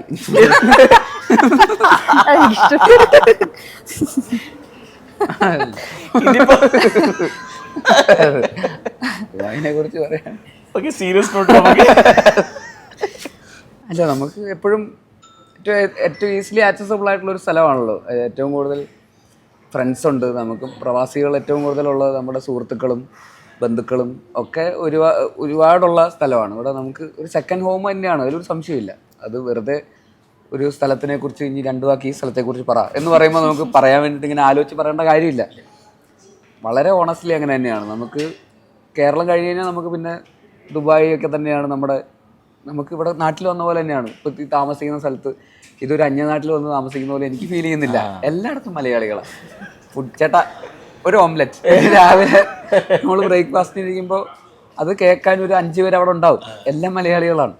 അപ്പോൾ നമുക്കിതൊരിക്കലും ഒരു വേറെ നാടായിട്ട് ഫീൽ ചെയ്യില്ല. It's like A second home ഉള്ളി. അപ്പോൾ അതുകൊണ്ട് എന്നാൽ വലിയ രാജ്യം, ഐ മീൻ ഡെവലപ്ഡ് ആയിട്ടുള്ള വളരെ എലീറ്റ് ആയിട്ടുള്ള പ്രീമിയം ആയിട്ടുള്ള രാജ്യമാണ്. എന്നാൽ നമുക്ക് നമ്മുടെ നാട് മിസ്സാവുന്നുമില്ല, എല്ലാം ഉണ്ട്. അപ്പോൾ അത് നാട്ടിലെ ഭക്ഷണം, ഇന്റർനാഷണൽ ഭക്ഷണം, എല്ലാ ക്യുസീനുകളും ഇവിടെ അവൈലബിൾ. ഭക്ഷണം വളരെ ഇമ്പോർട്ടൻ്റ് ആയിട്ടുള്ള ഒരു കാര്യമാണ്. ഇവിടെ വന്നു കഴിഞ്ഞാൽ നന്നായിട്ട് ഇന്നലെ ഉച്ചയ്ക്ക് വന്നിറങ്ങിയപ്പോൾ തന്നെ എന്താ ചെയ്യേണ്ടത്, ഉച്ചയ്ക്ക് ലഞ്ച് എവിടുന്ന നമുക്ക് ഇപ്പം തന്നെ എവിടേക്കെങ്കിലും ഇറങ്ങി എവിടെയെങ്കിലും പോയിട്ട് കുറച്ച് ലഞ്ച് കഴിക്കാം എന്നുള്ളതാണ് നമ്മൾ ആദ്യം. എന്നിട്ട് എവിടെ പോയത്? എന്നിട്ട് നമ്മളൊരു ലെബനീസ് റെസ്റ്റോറൻറ്റിൽ പോയി. അതൊക്കെ അത് ഡെഫിനറ്റ്ലി പേര് ഞാൻ പറഞ്ഞു, അറൂസ് ഡമാസ്കസ്, അൽ ബെയ്റൂത്ത്, ഹെല്ലോ ബെയ്റൂത്ത്. അത് 1881 കണ്ടുണ്ടാക്കിയ ബാർബാർ അല്ല, അൽ ഹലാബ്. ഹലാബ് കിച്ചൺ ഇവിടെ അടുത്തുണ്ട്. ഞാനിവിടെ ജനിച്ച് വളർന്നുകൊണ്ട് നമുക്കിത് ശരിക്കും പറഞ്ഞ സെക്കൻഡ് ഹോം ഞാൻ പറയാതെ ദോഷം, എന്നാൽ ഇതെൻ്റെ ഫസ്റ്റ് ഹോമാണ്. ഞാൻ എൻ്റെ മൊത്തം ഒരു 10-25 വർഷവും ഞാൻ ഇവിടെ തന്നെയാണ് ഉണ്ടായത്. സോ നമ്മളിത് ചെറു സമയം തൊട്ട് വളർന്നു വന്നതിനോട് കുറേ റെസ്റ്റോറൻറ്റ്സ് നമുക്ക് ഏകദേശം സ്ഥലങ്ങൾ സജസ്റ്റ് ചെയ്യണം 100%. പക്ഷേ ഞാൻ എപ്പോഴും നിങ്ങളോട് ചോദിക്കാൻ ഉദ്ദേശിച്ചൊരു കാര്യം, നിങ്ങളൊരു ഡയറക്ടറായി വന്നൊരാൾ ഒരു പടം എടുക്കുമ്പോൾ വേറൊരു ഡയറക്ടർഷിപ്പിൽ, ഇപ്പം നിങ്ങൾ നേരത്തെ പറഞ്ഞ കാര്യം ടീമും കാര്യങ്ങളൊക്കെ നിങ്ങളെല്ലാം അങ്ങോട്ടും ഇങ്ങോട്ടും സഹകരിച്ച് ചെയ്തതാണ്. പക്ഷെ നിങ്ങൾക്ക് പലതവണയും നിങ്ങൾ ഓരോ റോളുകൾ ചെയ്യുമ്പോൾ നിങ്ങളൊരു ഡയറക്ടർ രീതിയിൽ നിങ്ങൾ ചിന്തിച്ചിട്ട് ആണോ ചെയ്യുന്നത് ഓരോ റോൾസും? ഇല്ല, ഇതൊരു ഭയങ്കര ഓർഗാനിക് ആയിട്ടുള്ളൊരു പ്രോസസ്സാണ്. നമുക്ക് അങ്ങനത്തെ ഈഗോസോ അങ്ങനെയൊന്നും ഇല്ല. ഇപ്പോൾ സെറ്റിൽ വന്നിട്ട് നമ്മൾ ഇങ്ങോട്ട് മാറിയിരി ഞാൻ അങ്ങനെയല്ല ഞാൻ പറയുന്നത്. നമുക്ക് സ്ക്രിപ്റ്റ് ചെയ്യണ സമയത്തും പ്രീ പ്രൊഡക്ഷൻ്റെ സമയത്തൊക്കെ ഒരു മ്യൂച്വൽ റെസ്പെക്റ്റ് ഉണ്ടല്ലോ എല്ലാവരും. അപ്പോൾ ഡയറക്ടർ എന്നുള്ള രീതിയിൽ അയാൾ റെസ്പെക്റ്റ് ചെയ്യുന്നു, അദ്ദേഹം എന്നെ തിരിച്ചും ആക്ടർ എന്നുള്ള രീതിയിൽ അല്ലെങ്കിൽ ഡയറക്ടർ എന്നുള്ള രീതിയിലുള്ള റെസ്പെക്റ്റ് ഉണ്ട്. അപ്പോൾ നമ്മുടെ അഭിപ്രായങ്ങൾക്ക് അവിടെ സ്പേസ് ഉണ്ട്. അത് ചിലപ്പോൾ പുള്ളിക്ക് ഓക്കെ ആണെങ്കിൽ പുള്ളി ആ അഭിപ്രായം ഏറ്റെടുക്കും, ഇല്ല പുള്ളിക്ക് ജസ്റ്റിഫിക്കേഷൻ ഉണ്ടെങ്കിൽ അത് തിരിച്ച് ആ ഒരു മ്യൂച്വൽ റെസ്പെക്റ്റ് ഉണ്ട്. അല്ലാതെ നേരത്തെ പറഞ്ഞ പോലെ തന്നെയാണ്, രണ്ടുപേരും ഇരുന്ന് സംസാരിക്കുകയാണ്, എല്ലാവരും കൂടെ ചേർന്ന് ഒരു സിനിമ ഉണ്ടാക്കുകയാണ്. അതിൽ വേറൊരു ഈഗോയോ അല്ലെങ്കിൽ പറയുന്ന പോലെ എന്താ പറയുക ഒരു മറകളൊന്നുമില്ല. നമുക്ക് നല്ല സിനിമ ചെയ്യണം ആത്യന്തികമായിട്ട്, അല്ലാതെ നമുക്ക് ആർക്കും വേറെ ഒരു തരത്തിലുള്ള ഉദ്ദേശങ്ങളോ ലക്ഷ്യങ്ങളോ ഒന്നുമില്ല ആർക്കും. അപ്പോൾ അതുകൊണ്ട് അത്തരത്തിലുള്ള റെസ്പെക്റ്റോടുള്ള ഇൻട്രാക്ഷൻസ് ഉണ്ടാവാറുണ്ട്. ഷൂട്ടിംഗ് തുടങ്ങി കഴിഞ്ഞാൽ പിന്നെ ഡയറക്ടറിൻ്റെതായിട്ടുള്ള സ്പേസ് അവിടെ ചെന്നിട്ട് പിന്നെ കൺഫ്യൂഷൻ ആക്കുക എന്നൊക്കെ പറയുന്നത് ബുദ്ധിമുട്ടുള്ള കാര്യമാണ്. നമ്മൾ വേറൊരു ഡയറക്ടറിൻ്റെ സ്പേസിൽ ചെന്നിട്ട് ചിലപ്പോൾ നമുക്ക് അന്നേരം തോന്നുന്ന കാര്യങ്ങൾ ഇതെങ്ങനെയല്ലേ എന്ന് തോന്നി കഴിഞ്ഞാൽ ചിലപ്പോൾ അയാളെ കൺഫ്യൂഷനാക്കും. പ്രത്യേകിച്ച് അങ്ങനെ ഒരു ഭയങ്കര പ്രഷറിൽ നിൽക്കുന്ന ഷൂട്ട് ചെയ്യുന്ന സമയമൊക്കെ ആയിരിക്കും. ഡെഡ് ലൈൻസ് ഉണ്ടാവും, ഇന്ന് ഇത്രയും സീൻ ഷൂട്ട് ചെയ്ത് തീർക്കണം. അതിൻ്റെ ഇടയിൽ ഒരു ജഡ്ജ്മെൻറ്റ് വളരെ ക്രിട്ടിക്കലായിട്ടുള്ള ഒരു സമയമാണത്. അതായത് ഇപ്പോൾ ഒരു ഷോട്ട് ഓക്കെ പറയണമെന്ന് തോന്നിക്കഴിഞ്ഞാൽ ആ ഷോട്ട് ഓക്കെ പറയാം എന്നുള്ളൊരു ഡിസിഷന് വേണ്ടി വെയിറ്റ് ചെയ്തിരിക്കുന്ന കുറേ ക്രൂ ഒക്കെ നിൽക്കുകയാണ്. ഓക്കെ ഷോട്ട് ഓക്കെ അടുത്ത ഷോട്ട് എന്ന് പറഞ്ഞ് നിൽക്കുന്ന ഒരു സമയത്ത് പക്ഷേ അവിടെ ഇങ്ങനെ ഒരു പ്രശ്നമില്ലേ, ഇത് ഇങ്ങനെയാണോ ഇത് ഇവിടെ ചെയ്യേണ്ടത്, ഈ സീൻ അങ്ങനെയാണോ എന്നൊക്കെ അങ്ങോട്ട് ചോദിച്ചു കഴിഞ്ഞാൽ പിന്നെ എല്ലാവരും കൺഫ്യൂസ്ഡ് ആയി പോകും. അപ്പോൾ അങ്ങനത്തെ കൺഫ്യൂഷൻസിനുള്ള സ്പേസ് ഉണ്ടാക്കാതിരിക്കുക, മാക്സിമം ഡയറക്ടറിൻ്റെ കൂടെ തന്നെ നിൽക്കുക എന്നുള്ളത് തന്നെയാണ് ആക്ടർ എന്നുള്ള രീതിയിൽ എല്ലാവരും ചെയ്യാറ്. ഇപ്പം ഞാൻ ഡയറക്ടറായിട്ടിരിക്കുമ്പോൾ പെട്ടെന്ന് എൻ്റെ ആക്ടർ വന്നിട്ട് എൻ്റെ അടുത്ത് ഇങ്ങനെ സജഷൻസും ഫീഡ്ബാക്സും പെട്ടെന്ന് ഷൂട്ടിംഗ് ലൊക്കേഷനിൽ വന്ന് പറഞ്ഞു കഴിഞ്ഞാൽ ചിലപ്പോൾ നമുക്ക് കൺഫ്യൂഷൻ ഉണ്ടാവാൻ സാധ്യതയുണ്ട്. നമ്മൾ എത്ര കോൺഫിഡൻ്റ് ആയിട്ട് വന്നു നിന്നാലും പെട്ടെന്ന് അങ്ങനെ ഉള്ള ഫീഡ്ബാക്സ് വരുമ്പോൾ നമുക്ക് കൺഫ്യൂഷൻ ഉണ്ടാവാനുള്ള സാധ്യതയുണ്ട്. അപ്പോൾ അത്തരത്തിലുള്ള പൊസിഷനിലേക്ക് പോകാതെ മാക്സിമം ഡയറക്ടറിൻ്റെ കൂടെ തന്നെ അലൈൻഡ് ആയിട്ട് പോകാമെന്നുള്ളത് തന്നെയാണ്. അപ്പോഴാണ് അത് കറക്റ്റായിട്ട് സിനിമ ഉണ്ടാവുള്ളൂ. പക്ഷെ നമുക്ക് പറയാൻ പറ്റുന്ന കംഫർട്ടബിൾ ആയിട്ടുള്ള സ്പേസുകളിൽ നമുക്ക് നമ്മൾ പറയുന്നത് ശരിയാവണമെന്നില്ല. കറക്റ്റ്, അവർക്ക് കറക്റ്റായിട്ടുള്ള ജഡ്ജ്മെൻറ്റ് ഉണ്ടാവും. അവരാണല്ലോ ഈ സിനിമേൻ്റെ തുടക്കം കാലം മുതലേ ആ സിനിമേൻ്റെ കൂടെ സഞ്ചരിച്ചിട്ടുള്ള ആൾക്കാർ. നമ്മൾ ചിലപ്പോൾ അന്ന് ജോയിൻ ചെയ്തിട്ടേ ഉണ്ടാവുള്ളൂ. നമ്മൾ അതിന് തൊട്ട് മുമ്പ് വരെ വേറെ സിനിമയിൽ നിന്നിട്ട് വരിക. അപ്പോൾ പെട്ടെന്ന് വന്നിട്ട് നമുക്ക് അന്നേരം തോന്നുന്നൊരു ഇതിൽ പറയുന്നത് ചിലപ്പോൾ കറക്റ്റ് ആവണമെന്നില്ല. അപ്പോൾ അവരുടെ ജഡ്ജ്മെൻറ്റ് തന്നെയായിരിക്കും കറക്റ്റ്. അപ്പോൾ അങ്ങനത്തെ സാഹചര്യത്തിൽ നമ്മൾ മാക്സിമം വളരെ കംഫർട്ടബിളായിട്ട് വലിയ പ്രഷർ ഇല്ലാത്ത സാഹചര്യങ്ങളിൽ എന്തെങ്കിലും പറയാമെന്നുള്ളതല്ലാതെ പറയണമെന്നുണ്ടെങ്കിൽ പറയാം. അങ്ങനെ എന്തെങ്കിലും തോന്നുവാണെങ്കിൽ, സജഷനായി എന്തെങ്കിലും പ്രശ്നമാണെന്ന് നമുക്ക് തോന്നുവാണെന്നുണ്ടെങ്കിൽ മാത്രം. ഇല്ലെങ്കിൽ ഓക്കെയാണ്, വേറെ എന്താ കുഴപ്പം. നല്ല സിനിമയാണ് എടുക്കുന്നതെങ്കിൽ പിന്നെ അത്രയും സന്തോഷം. വെറുതെ അതിൻ്റെ കൂടെ അതും കൂടെ നശിപ്പിക്കേണ്ട കാര്യമില്ലല്ലോ. ഇപ്പം ലാസ്റ്റ് നിങ്ങളിപ്പോൾ ഈ ഒരു ഇടയായിട്ട് നിങ്ങളും ടൊവിനോ ഭയങ്കരമായിട്ട് സോഷ്യൽ മീഡിയയിൽ, എനിക്ക് ശരിക്കും പറഞ്ഞാൽ നിങ്ങൾ കൈ ഇവിടെ വന്നപാട് കൈ തരുമ്പോൾ ഞാൻ തന്നെ ഒന്ന് മടി പിടിച്ചു, ഇനിയിപ്പോൾ കൈ തരുമോ ഇല്ലയോ? ഞാൻ ആർക്കും കൈ കൊടുക്കാതിരുന്നിട്ടില്ല, എനിക്ക് തരാതിരുന്നിട്ടേ ഉള്ളൂ. നിങ്ങളെയാണ് എനിക്ക് പേടി, എന്നെ ആരും പേടിക്കണ്ട. എന്നിട്ട് നമ്മൾ വീഡിയോ എടുത്തിട്ടുണ്ടല്ലേ, എന്നിട്ട് നിങ്ങൾ വീഡിയോ എടുത്തിടും, ഞാൻ എന്ത് ചെയ്യാനാ? അയ്യോ, എനിക്ക് നേരെ തിരിച്ചായിരുന്നു, നിങ്ങൾ കൈ തരുമോ ഇല്ലയോ, എനിക്കതായിരുന്നു പേടി. ഇനിയിപ്പോൾ ഇത് പ്രശ്നമാവുമോ, ഞാൻ കൈ കൊടുക്കണോ വേണ്ടോ, ഇങ്ങനെ കൺഫ്യൂസ്. നിങ്ങളിപ്പോൾ കൺഫ്യൂസ് ആക്കി വെച്ചിരിക്കുക നമ്മളൊക്കെ. ഞാൻ എല്ലാവർക്കും കൈ കൊടുക്കുന്നുണ്ട്, അതാണ് കുഴപ്പം. കൈ കൊടുക്കാതിരുന്ന ഒരു കുഴപ്പമില്ല. ഇപ്പൊ ഞാൻ കാണുന്നതെന്ന് വെച്ചാൽ എല്ലാരും നിക്കുന്നത് ഇങ്ങനെ, പിന്നെ ഇങ്ങനെ ഇങ്ങനെ. ഞാനിപ്പോ കഴിഞ്ഞ മണിയും ടോവിനോട് ഒരു വീഡിയോ ഞാൻ കണ്ടു, ഇതേപോലെ തന്നെ ഒന്ന് സ്റ്റേജിൽ നിൽക്കുന്നു ഇങ്ങനെ. അവസാനം ഏതൊരു മന്ത്രി ആസിഫ് കെ ആയിട്ടുള്ളൊരു ഇത് വന്നപ്പോഴും കൈ ഇങ്ങനെ കാണിക്കുകയാണ്. ഇപ്പൊ കൈ ഒരു വലിയ വിഷയമായിരിക്കുകയാണ്. പണ്ട് മുതലേ ഉണ്ട്, ഇപ്പോഴാണ് അതൊന്ന് ആൾക്കാർ ശ്രദ്ധിക്കാൻ തുടങ്ങിയത്. പണ്ടേ ഉണ്ടല്ലോ ചമ്മിപ്പോ, ഇപ്പോഴാണ് ട്രോളാൻ തുടങ്ങിയത്. അതെ, കൈ കൊടുക്കാൻ പോയിട്ട് കൈ കിട്ടാതിരിക്കുക എന്നൊക്കെ പറയണത് പലപ്പോഴും ഉണ്ടാകും. ഇപ്പോഴാണ് എല്ലാവരും അതിനെക്കുറിച്ച് കോൺഷ്യസ് ആവാൻ തുടങ്ങിയത്. ഓ, കൈ കൊടുക്കണോ, കൈ കൊടുക്കണ്ടേ, കൈ വലിക്കുവോ, ഇങ്ങനെ കൈ കൊടുത്ത് കൈ കിട്ടാതിരിക്കുന്നതും അതേപോലെ ഏതെങ്കിലും പരിപാടിക്ക് പോയാൽ എന്നെ അറിയോ, അറിയാം, എന്താ പേര്, ഇതൊക്കെയാണ് അല്ലേ. അതേപോലെ തന്നെ ഈയിടെ ഒരു ഫോട്ടോ ഇറങ്ങിയിരുന്നു, അറിയാലോ, ഞാൻ ഇപ്പം പറയേണ്ട ആവശ്യമില്ല.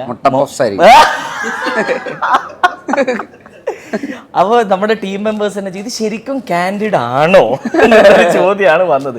ശരിക്കും എന്താ? ശരിക്കും കാൻഡിഡ് തന്നെയാ. കാൻഡിഡ് ഞങ്ങൾ രണ്ടും അവിടെ പോയിരുന്നു. അതന്നെ, പക്ഷെ അവിടെ പോയി ഇരുന്നു, ഇത് രണ്ടുപേരും ഇങ്ങനെ, രണ്ടുപേരും ഇങ്ങനെ. അല്ല, ആ പരിപാടിയുടെ സ്ക്രീൻ ഈ സൈഡിലാണ്, പരിപാടി നടക്കുന്നത് ഇവിടെയാണ്. അപ്പോൾ ക്യാമറയിലുള്ള സ്ക്രീനിലുള്ള ലൈവ് അവിടെ കാണും. പിന്നെ ഇടയ്ക്ക് നേരെ സ്റ്റേജിലേക്ക് നോക്കും. പിന്നെ ഇടയ്ക്ക് അവിടെ നിന്ന് ആരോ വരുമ്പോൾ അയാളിലേക്ക് നോക്കും. പുതിയ ഗസ്റ്റ് വരുന്നു, അപ്പോൾ ഗസ്റ്റിനെ നമ്മൾ നോക്കുന്നു. പിന്നെ ഇങ്ങനെ, ഇതാണ്. അല്ലാതെ ഇങ്ങനെ പോസ് ചെയ്യാം, ഇനി ലെഫ്റ്റ്, ഇനി നേരെ, അലുക്കോ, അങ്ങനല്ല. ഇപ്പൊ നിങ്ങൾക്ക് അത് മനസ്സിലായല്ലോ എന്താണ് നടന്നത്. ആ ഫോട്ടോ എടുത്തത് പോലും ഞങ്ങൾ അറിഞ്ഞിട്ടില്ല. ഫോട്ടോ കിട്ടിയപ്പോഴാണ് നമ്മൾ അറിയുന്നത്, ഓ ഇങ്ങനെ ഫോട്ടോ ഉണ്ടെന്നുള്ളത്. അല്ലാതെ പിന്നെ ഫോട്ടോ അളിയാ ഓക്കെ അല്ലേ, ഓക്കെ, ഇതല്ല, ഒരിക്കലും അല്ല. അത് ഭയങ്കര രസമായിരുന്നു. അതൊരു വലിയൊരു ചർച്ച തന്നെയായി മാറിയിരുന്നു. ഞാനൊന്ന് AI വെച്ചിട്ട് മുട്ടയും പപ്സും ഒക്കെ വെച്ച പല കഴിക്കുക. അത് ശരിക്കും നിങ്ങളും ടോവിൻ എങ്ങനെയാണ് ഇത് എൻജോയ് ചെയ്യുന്നത്? ഈ ഒരു വളരെ, ഞാൻ വേറെ അത്ര ആരായാലും ആക്ടേഴ്സ് ആയാലും ഈ ഒരു ഇതിലേക്കുന്ന ആൾക്കാരൊന്നും അങ്ങനെ വന്ന് അങ്ങോട്ടും ഇങ്ങോട്ടൊക്കെ കമൻറ്റ് ചെയ്ത് നല്ല രീതിയിൽ പോസിറ്റീവ് കമൻറ്റ്സ്, നല്ല ഒരു ഹെൽത്തി കമൻസ് ആണ്. എങ്ങനെയാണ് നിങ്ങൾ ആക്റ്റീവ് ആണോ? എല്ലാ മെസ്സേജസ് ഇങ്ങനെ വായിക്കാറുണ്ടോ? എല്ലാവരും റീലൊക്കെ അയച്ചു കൊടുക്കുമല്ലോ എല്ലാവർക്കും. ഇതിൻ്റെ അടുത്ത AI വരുമ്പോൾ തന്നെ ഇമ്മീഡിയറ്റ്ലി അതിൻ്റെ റീല് നമുക്ക് ആരെങ്കിലുമൊക്കെ ഷെയർ ചെയ്ത് അയച്ചു തരും. അപ്പോൾ നമ്മൾ തമ്മിൽ അങ്ങോട്ടും ഇങ്ങോട്ടും ആയി കളി. അതെ, ഇത് കണ്ട, ഇത് ആക്റ്റീവാണല്ലോ സോഷ്യൽ മീഡിയ. നമ്മളും ഇതിൻ്റെ അകത്ത് വളർന്നു വന്നിട്ടുള്ള ഇതിൽ ജീവിച്ചുകൊണ്ടിരിക്കുന്ന ആൾക്കാരല്ലേ. അപ്പോൾ ഡെഫിനറ്റ്ലി സോഷ്യൽ മീഡിയ എല്ലാവരെയും ഇൻഫ്ലുവൻസ് ചെയ്യുന്ന ഒരു കാര്യം തന്നെയാണല്ലോ വാട്സാപ്പ്, ഇപ്പോൾ വാട്സാപ്പിൽ ആരും ഫോർവേഡ് അയക്കില്ല, ഇൻസ്റ്റാഗ്രാമിലാണ് എല്ലാവരും റീൽസ് അയക്കുക. അപ്പോൾ അതിൻ്റെ ഭാഗമായിട്ടൊരു റീൽ ലിസ്റ്റ് തന്നെ ഉണ്ട്.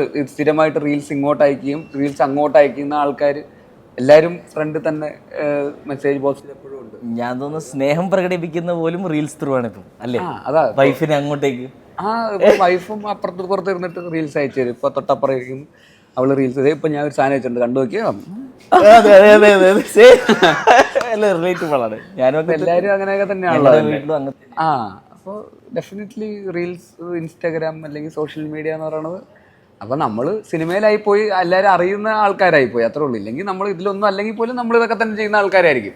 പണ്ട് എന്താണ് ചെയ്തുകൊണ്ടിരുന്നത് അതിങ്ങനെ കണ്ടിന്യൂ ആയി പോകുന്നു, അത് ചെയ്യുന്നു. അതിന് ഒരു മറ്റേ നീല ടിക്കും കൂടെ വന്നേ ഉള്ളൂ. അല്ലെങ്കിൽ ഇത് ഇങ്ങനെയൊക്കെ തന്നെയാണല്ലോ. പണ്ട് ഫേസ്ബുക്കിൽ ഫോട്ടോ ഇടുമ്പോഴും അടിയിൽ പോയിട്ട് ഇതുപോലെ കമന്റ് നല്ല മനോഹരമായിരിക്കുന്നു എന്നൊക്കെ പറഞ്ഞ് കമന്റൊക്കെ ഇട്ടുകൊണ്ടിരുന്നു. അന്ന് കൂട്ടുകാർ മാത്രമേ കണ്ടുകൊണ്ടിരുന്നുള്ളൂ. ഞാൻ ഒരു ഫേസ്ബുക്കിലോ ഒരു ഇൻസ്റ്റാഗ്രാമിലോ ഫോട്ടോ ഇടുമ്പോൾ അന്ന് ടിക്ക് വരാത്ത സമയത്ത് അടിയിൽ കൂട്ടുകാരൊക്കെ വന്നിട്ട് കരിവിളക്കിൻ്റെ അടുത്ത് നിലവിളക്ക് വെച്ച പോലെ എന്നൊക്കെ പറയണ പോലത്തെ കമൻ്റൊക്കെ ഇടുന്ന ഒരുപാട് കൂട്ടുകാരുണ്ടായിരുന്നു. അങ്ങനത്തെ ഇഷ്ടം പോലെ കമൻറ്റ് സെക്ഷനൊക്കെ ഭയങ്കര രസമായിരുന്നു, ഭയങ്കര പോസിറ്റീവായിട്ടും. അല്ലാതെ ആരെയും അല്ല, ഭയങ്കര രസമാണ്. ചില കാര്യങ്ങൾ ഞങ്ങൾ കമൻസ് ഇങ്ങനെ എടുത്ത് വായിക്കുമല്ലേ, ചിരിച്ച് സത്യം പറഞ്ഞാൽ ഞാനും എൻ്റെ വൈഫ് ഒരു ദിവസം ഞങ്ങൾ സ്പെൻഡ് ചെയ്യുന്ന ആഴ്ചയിൽ 1-2 ദിവസം ജസ്റ്റ് റീൽസ് എടുത്തിട്ട് ഫൺ റീൽസ് എടുത്തിങ്ങനെ കണ്ടുകൊണ്ട് ചിരിച്ച് ഇതൊക്കെ തന്നെയാണ് ഇപ്പോൾ ട്രെൻഡ്, വേറെ ഒന്നുമല്ല. അപ്പോൾ എല്ലാവർക്കും ആ ഒരു സെൻസിബിലിറ്റിയും ആ ഒരു ഓളം എല്ലാവർക്കും ഉണ്ടാവുമല്ലോ. അല്ലാതെ എന്തിനാ വെറുതെ അതിന്റെ പോസിറ്റീവ് സൈഡ് മാത്രം എടുത്താൽ മതി. ആൾക്കാർ ഇത് എൻജോയ് ചെയ്യുന്നുണ്ട്, നമ്മളും എൻജോയ് ചെയ്യുന്നുണ്ട്, എല്ലാവരും എൻജോയ് ചെയ്യുന്നുണ്ട്. ആരെയും ഉപദ്രവിക്കുന്നില്ലല്ലോ. ആർക്കാണ് ഇവിടെ ആരെയും നമ്മൾ അവരെ ഉപദ്രവിക്കാത്ത കാര്യത്തോടത്തോളം ഒരു കുഴപ്പമില്ലാന്ന് എനിക്ക് തോന്നുന്നു. ആ മെസ്സേജ് ഇടുന്ന ആൾക്ക് ഹേർട്ട് ആവാതിരിക്കുക. അയാൾ ഇടുന്നാളെന്തായാലും റീച്ച് കിട്ടാൻ വേണ്ടിയില്ല ഇടുന്നത്, വേറൊന്നിനല്ലല്ലോ. അതെ, അല്ല അയാളെ ഹേർട്ട് ആവാതിരിക്കുക അതൊക്കെ തന്നെ. വേറെന്തോ ഉദ്ദേശിച്ചാണോ? അല്ലല്ലോ, നിങ്ങൾ എന്തെങ്കിലും ബിക്കോസ് ഈയിടെ നിങ്ങൾ മറ്റേ ആ ഫോട്ടോ ഇട്ടതിന് ശേഷം മുട്ടാന്ന് വിചാരിച്ചപ്പോ അവന് മുട്ടയായിട്ട് അവന് തോന്നിയിട്ടുണ്ടാവുന്നതാണ് ഉദ്ദേശിച്ചത്. ഇല്ലില്ല അങ്ങനത്തെ അല്ലേ വിചാരിച്ചത് വെച്ചാൽ നിങ്ങള് ആ പൊന്മാനിലെ ആ ഒരു ചെളി ഉള്ള ഒരു സീൻ ഉണ്ടായിരുന്നല്ലോ, അതിന്റെ ഫോട്ടോ നിങ്ങൾ ടൊവിനോ വന്നിട്ട് ഒരു ഡയലോഗ് അടിച്ചപ്പോൾ അതിനെ തിരിച്ച് നിങ്ങൾ കൗണ്ടർ അടിച്ചത് പ്രൊഡ്യൂസറിന്റെ കാശ്. അവൻ അടുത്ത സിനിമയിൽ മരണമാസം എന്ന് പറഞ്ഞ സിനിമ ടൊവിനോയെ പ്രൊഡ്യൂസ് ചെയ്യുന്നത്. ഓക്കെ, അപ്പൊ അതാണ് അടുത്ത സിനിമയും വമ്പൻ വിജയമായി മാറട്ടെ, പ്രൊഡ്യൂസർ കോടീശ്വരനാവട്ടെ എന്നും കോടികൾ കൊയ്യട്ടെ എന്നും പറഞ്ഞും കൂടെ ഉണ്ട് ആ ക്യാപ്ഷനിൽ എഴുതിയിട്ടുണ്ടായിരുന്നു ആ ഫോട്ടോയിൽ. അതാണ് അതൊക്കെ കൊള്ളാം, ആദ്യം പ്രൊഡ്യൂസർ തരാനുള്ള പൈസ എന്നിട്ട് മതി. അപ്പം നിന്റെ പൈസ ഞാൻ സുരേഷ് കൃഷ്ണയുടെ അക്കൗണ്ടിലേക്ക് ഞാൻ കൊടുത്തോളാം, പുള്ളി നിനക്ക് തരും. അപ്പം സുരേഷ് ഏട്ടൻ വന്നിട്ട് അവനിട്ട് ടൊവി ആ പൈസ എൻ്റെ അക്കൗണ്ടിലേക്ക് ഇട്ടേക്ക്, ഞാൻ ബേസിലിന് കൊടുത്തോളാം. അപ്പോൾ പോയിട്ട് പനി നീല ഇത് ഈയിടെ ഞാൻ റീല് കണ്ടിരുന്നു. ഒരു 3000 രൂപ ഒരു കടം തരുമോ, ഇപ്പം തരാനോ, വിളിക്കും. ഇത് രണ്ടുപേരും വിളിക്കുന്ന ഒരാളെ തന്നെ റൗണ്ട് അടിച്ചിട്ട് നീ ഒരു കാര്യം ചെയ്യും, നീ എടുത്ത് അവനൊരു 3000 കൊടുത്തേം തിരിച്ച് ഇങ്ങോട്ട് വിളി വരും. അതേപോലത്തെ അവസ്ഥയാണിത്. റോളിംഗ് ആണ്. നിങ്ങൾ സോഷ്യൽ മീഡിയ ആക്റ്റീവ് ആണോ? അത്യാവശ്യം പോസ്റ്റ് ചെയ്യുന്നൊക്കെ കുറേ റീൽസ് ആണ്. ഇങ്ങനെ തന്നെ ചിരിക്കാറുണ്ടോ നമ്മളൊക്കെ പോലെ? അയ്യോ അതെന്താ ഇൻട്രോവേർട്ട് ലിജോമോൾ ഇതൊക്കെ കണ്ടിട്ട് കരയും ബാക്കി, അല്ലെങ്കിൽ മിണ്ടാതിരിക്കും. അവന്റെ ഒരു റീല് അങ്ങനെയാണ് ലിജോമോൾ അല്ലേ? അങ്ങനെ എല്ലാവരും എല്ലാ റീൽസും എൻജോയ് ചെയ്യൂല. ഇപ്പൊ ഞാൻ മേ ബി എന്റെ ഫ്രണ്ട് സർക്കിളിൽ ഞാനത് അങ്ങോട്ടേക്ക് ഫോർവേഡ് ചെയ്ത് കൊടുക്കാറുണ്ട്, തിരിച്ച് അങ്ങനെ എനിക്കും ഫ്രണ്ട്സ് ഉണ്ട്. റീൽസ് അയച്ച് അങ്ങനെ മാത്രം കമ്മ്യൂണിക്കേഷൻ നടക്കുന്ന ഫ്രണ്ട്സും ഉണ്ട്. ചിലപ്പോൾ ഇൻട്രോവേർട്ടുകളായിരിക്കും ഏറ്റവും കൂടുതൽ ചിരിക്കുന്നത്. അതെ ഞങ്ങൾ എൻജോയ് ചെയ്യുന്നത് കേട്ടെന്ന് ചിരിക്കാന്നാ പറയുന്നത്. ഞാൻ ചിരിക്കും, നന്നായി ചിരിക്കുന്ന ആളാണ്. അപ്പൊ ശരിക്കും നിങ്ങൾ മൂവി ഇൻഡസ്ട്രിയിൽ ഈ ഒരു കാഴ്ചപ്പാടിൽ നേരത്തെ നിങ്ങൾ ഓൾറെഡി മെൻഷൻ ചെയ്തു, പക്ഷെ എന്നാലും നിങ്ങൾ ബ്രേക്ക് ത്രൂ എവിടെയായിരുന്നു? എൻ്റെ ഫസ്റ്റ് മൂവി തന്നെ അങ്ങനെ ഒരു മൂവിയാണ്. കാരണം മഹേഷിന്റെ പ്രതികാരം എന്ന് പറയുന്ന മൂവി അത്രയും അതിൽ ഞാൻ ചെയ്തിരിക്കുന്ന ഒരു ചെറിയൊരു ക്യാരക്ടർ റോളാണ്. അതുപോലും നോട്ടീസ് ചെയ്യപ്പെടുക എന്ന് പറയുന്ന ആ ഒരു മൂവിയിൽ ആ ഒരു ക്യാരക്ടർ ചെയ്തത് കൊണ്ടാണ് ഞാനിപ്പോൾ ഇവിടെ വരെ എത്തി നിൽക്കുന്നത്. അല്ലെങ്കിൽ ഒരുപാട് പേര് ഒരുപാട് സിനിമകളിൽ ചെറിയ റോൾസ് ചെയ്ത് മുഖം കാണിച്ച് പോകുന്നവരുണ്ട്. പിന്നീട് സിനിമകൾ ചെയ്യാത്ത ഒരുപാട് ആളുകളുണ്ട്, പിന്നീട് വിളിക്കാത്ത. അപ്പം ഞാൻ ആദ്യം ചെയ്ത മൂവി തന്നെ അത്രയും ശ്രദ്ധിക്കപ്പെട്ടു, അതിലെ എല്ലാ ക്യാരക്ടേഴ്സും അത്രയും ശ്രദ്ധിക്കപ്പെട്ടു.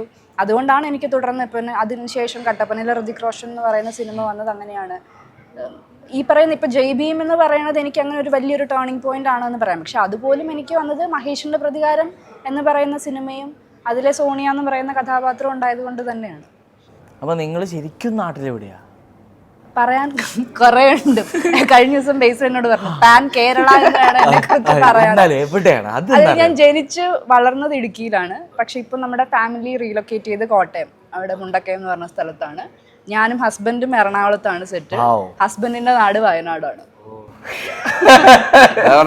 4 ജില്ലകളുണ്ട്. അതെ.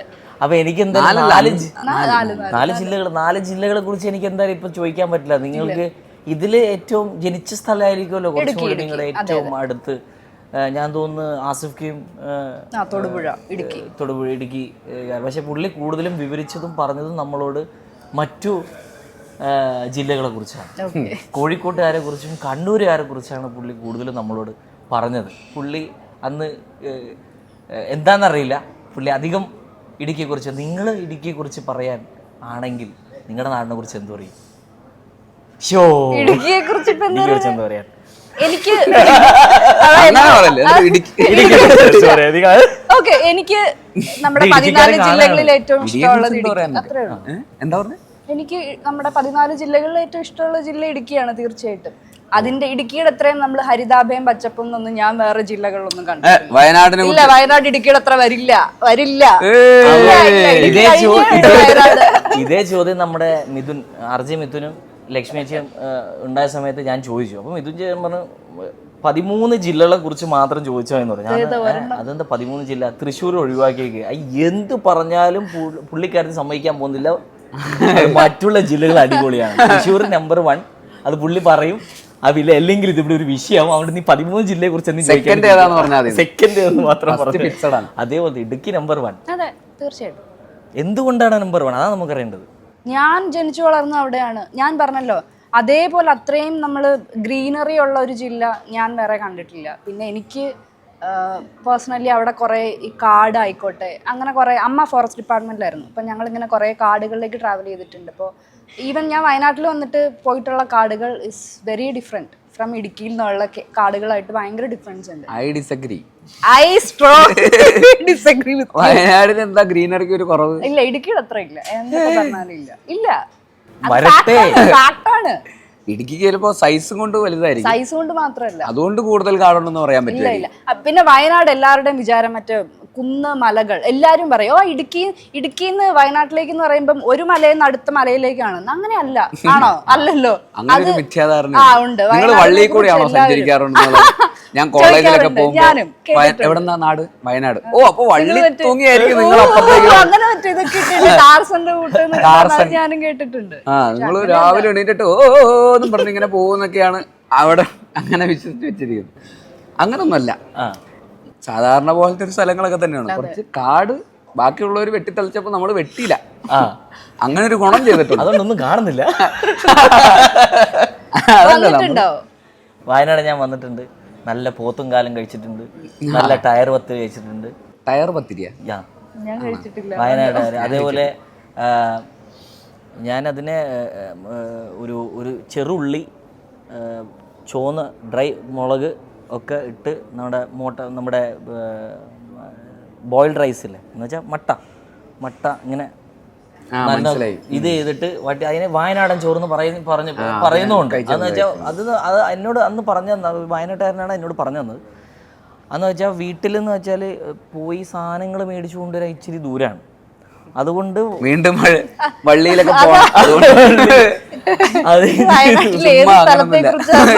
ഏത് സ്ഥലത്താണ് കൂട്ടുകാരൻ ചെയ്യുന്നത്? പുള്ളി പറഞ്ഞാ നിങ്ങളുടെ ഈ വീട്ടിൽ ചിലപ്പോ പണ്ട് കാലത്തൊക്കെ അങ്ങനെ ഒരു ഇതുണ്ടായിരുന്ന സാഹചര്യം പച്ചമുളകും മറ്റേ ചെറുള്ളിയും ഉള്ളിയും ഇതൊക്കെ ഉണ്ടാവും. അപ്പൊ അതൊക്കെ എടുത്തിട്ട് തന്നെ ജസ്റ്റ് ഒന്ന് വഴറ്റി റൈസ് കഴിക്കും. തൈര് ഇട്ട് ടേസ്റ്റ് ഇങ്ങനെ കഴിക്കും. അപ്പോൾ അങ്ങനെയുള്ള ഒരു ഇപ്പം അങ്ങനെയൊന്നുമില്ല. ഇപ്പൊ ഫുള്ള് ഫോറിനാണ്. അതെ, ഇപ്പൊ നമ്മൾ കുഴിമന്തിയൊക്കെ കഴിക്കുന്നത്. അപ്പൊ ഇടുക്കി ജയിച്ചു. ഇടുക്കി എങ്ങനെ ജയിച്ചു? നിങ്ങൾ പറയുകയും ചെയ്തല്ലോ. എന്ത് ഇടുക്കി ജയിച്ചു എന്നാ അല്ല ഇടുക്കി ഞാൻ പറഞ്ഞു ഇടുക്കി ജയിച്ചു, അല്ല, അങ്ങനെ ഞാൻ വയനാട് ജയിച്ചു എന്ന് പറയുന്നത് ജയിക്കുമ്പോൾ ഇടുക്കി ജയിച്ചു എന്ന് പറയുന്നത്. അപ്പൊ സമാസമം. ഈ നിങ്ങൾക്ക് ഏറ്റവും ഇഷ്ടപ്പെട്ട ഭക്ഷണം എന്താണ് ശരിക്കും പറഞ്ഞു? എല്ലും കപ്പ ബിരിയാണി. കപ്പ ബിരിയാണി. ഇവിടെ ഒരു അടിപൊളി സ്ഥലമുണ്ട്. അത് ഇടുക്കി വായിന്ന് വെള്ളം ക്യാമറ ഇത് പ്രശ്നമാവട്ടെ വെള്ളമായാൽ കുറച്ച് ബാക്കോട്ടിരുന്നേ. അത് നമ്മുടെ നാടിന്റെ, അതായത് നമ്മുടെ കുടിയേറ്റ മേഖലയിലെ ഒരു സ്പെഷ്യാലിറ്റിയാണ് അല്ലേ? അവിടെ വയനാട്ടിൽ എല്ലും കപ്പയും ഏഷ്യാഡ് എന്നൊക്കെ പറയും. അത് ഏഷ്യാടെന്ന് പറയും. ഏഷ്യാടെന്ന് പറയും. അതിന് ഏഷ്യാഡ് എങ്ങനെ പേര് വന്നു ഞാൻ ആലോചിക്കുന്നു. ഏഷ്യാഡ് കപ്പ ബിരിയാണി അതൊരു ചർച്ചയാണല്ലോ. പലപ്പോഴും ആലോചിച്ചിട്ടുണ്ട്. കപ്പയും എല്ലും കൂടെ മിക്സ് ചെയ്തിട്ട് ഇങ്ങനെ കൂട്ടുന്നതിന് ഇതിനെന്ത് പേരിടും, ഇതിന് ഏഷ്യാഡെന്ന് പേരിടാം എന്നൊരാൾ പറയുകയും അത് എഗ്രി ചെയ്യുകയും ബാക്കിയുള്ളവരൊക്കെ അതിന് ഏഷ്യാഡെന്ന് പേരിട്ട് വിളിക്കുകയും ചെയ്തത് ഏഷ്യാഡ്. ഏഷ്യൻ ഗെയിംസ് എന്നൊക്കെ പറയുന്ന പോലെ ഏഷ്യാഡ്. കാലഘട്ടം ബ്രിട്ടീഷ് കാലഘട്ടത്തിട്ടായിരിക്കും ചിലപ്പം ആവാം. അല്ലെ ചിലപ്പോ വല്ല സായിപ്പും വന്നിട്ട് ഇത് കഴിച്ചിട്ട് ഇത് ഏതാ രാജ്യം, ഇത് ഇന്ത്യ ഏത് കോണ്ടിനെന്റിലെ ഏഷ്യ എന്നാ പിന്നെ ഏഷ്യാഡെന്ന് പേരാം. Let's call this Asiad. ഏഡിയിൽ കണ്ടുപിടിച്ച സാധനമായിരിക്കും ഏഷ്യ, ഏഷ്യാഡ്. അയ്യേ സായിപ്പ് പോലും വിചാരിച്ചിട്ടുണ്ടാവില്ല. ആ ഷിയ എവിടെ നിന്ന് വന്നപ്പോ ഇങ്ങനൊന്നും ചോദിക്കരുത്, കുറെ ചോദ്യങ്ങൾ. അയ്യോ, BC-യിലാണ് ഇത് കഴിച്ചിരുന്നെങ്കിൽ എന്ത് പറഞ്ഞാനെ ബിഷ്യാസ്.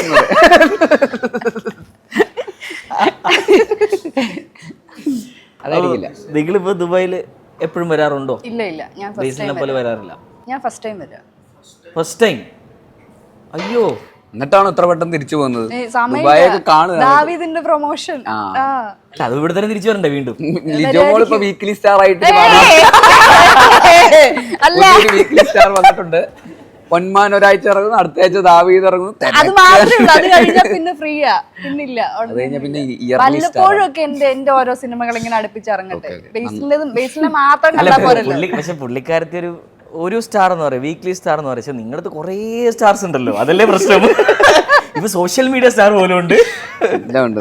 ശരി, കുഴപ്പമില്ല. ഈ ആഴ്ച ഞാൻ ഏറ്റെടുക്കാം സ്റ്റാർ ആയിട്ട്. ഈ ആഴ്ചത്തെ വീക്ക്ലി സ്റ്റാർ അങ്ങനെ പറയാലോ. ഫാമിലി ആയിട്ടൊക്കെ എങ്ങനെ? ഫാമിലി ഇങ്ങോട്ട് ദുബായിലൊക്കെ കൊണ്ടുവരാറുണ്ടോ? വൈഫ് വരാറുണ്ട്. എങ്ങനെ ഹോപ്പ് എങ്ങനെ? ഹോപ്പ് ഇങ്ങനെ ദുബായ് വരുമ്പോ ദുബായ് എന്ന് പറയും. 2 വയസ്സായിട്ടുള്ളൂ. ഹോപ്പിന് ദുബായ് എല്ലാം ഒരേപോലെ. ബുർജ് ഖലീഫയുടെ മേലെന്ന് ഇറങ്ങൂലെന്ന്. I don't want to go down. Hope Dubai ആണെങ്കിലും വയനാടാണെങ്കിലും എല്ലാം ഒരേപോലെയൊക്കെ തന്നെ. 2 വയസ്സാവുന്നേ ഉള്ളൂ. ഇതൊക്കെ മനസ്സിലാക്കി വരാനുള്ള സമയമാവുന്നേ ഉള്ളൂ. നമ്മളോട് എല്ലായിടത്തും എല്ലായിടത്തും ട്രാവൽ ചെയ്യും നമ്മുടെ കൂടെ. ഇത് ഒരു ഏരയായി ഇപ്പൊ എല്ലാവർക്കും. ഞാനൊരു ഏരയായല്ലോ, കുറച്ചേരത്തേക്ക് എന്നെ ഒരു ഏരയായി കിട്ടിയല്ലോ, കുഴപ്പമില്ല. ഇല്ല, ഹോപ്പ് ഞങ്ങളുടെ കൂടെ എല്ലായിടത്തും ട്രാവൽ ചെയ്യാറുണ്ട്. 3 മാസമായപ്പോൾ തൊട്ട് തന്നെ എല്ലായിടത്തും ട്രാവൽ ചെയ്യുന്നുണ്ട്. പറയുന്നത് ഞങ്ങൾ പോയിട്ടുള്ള എല്ലായിടത്തും ഹോപ്പിനെയും കൊണ്ട് പോയിട്ടുണ്ട്. സിനിമയ്ക്ക് പോകുമ്പോഴൊക്കെ ഹോപ്പിനെയും കൊണ്ട് സിനിമയ്ക്ക് പോകും, തിയേറ്ററിലൊക്കെ ആണെങ്കിലും. ആദ്യം മുതലേ പ്രഗ്നൻ്റ് ആയിരിക്കുമ്പോൾ കാലം മുതൽ തന്നെ സിനിമ തിയേറ്ററിൽ ശീലിച്ചിട്ടുള്ളതുകൊണ്ട് തിയേറ്ററിൽ പോയ പ്രശ്നമൊന്നും ഉണ്ടാക്കാറില്ല. ഫുള്ളിരുന്ന് കാണും, ട്രാവൽ ചെയ്യും. അപ്പോൾ ഞങ്ങളെ കൂടെ ഇതാണ് അപ്പോൾ ഒരാളുടെ ജീവിതം എന്ന് വിചാരിച്ചിട്ട് ഇതൊക്കെ അഡ്ജസ്റ്റ് ചെയ്ത് അങ്ങ് ജീവിക്കുകയാണ്.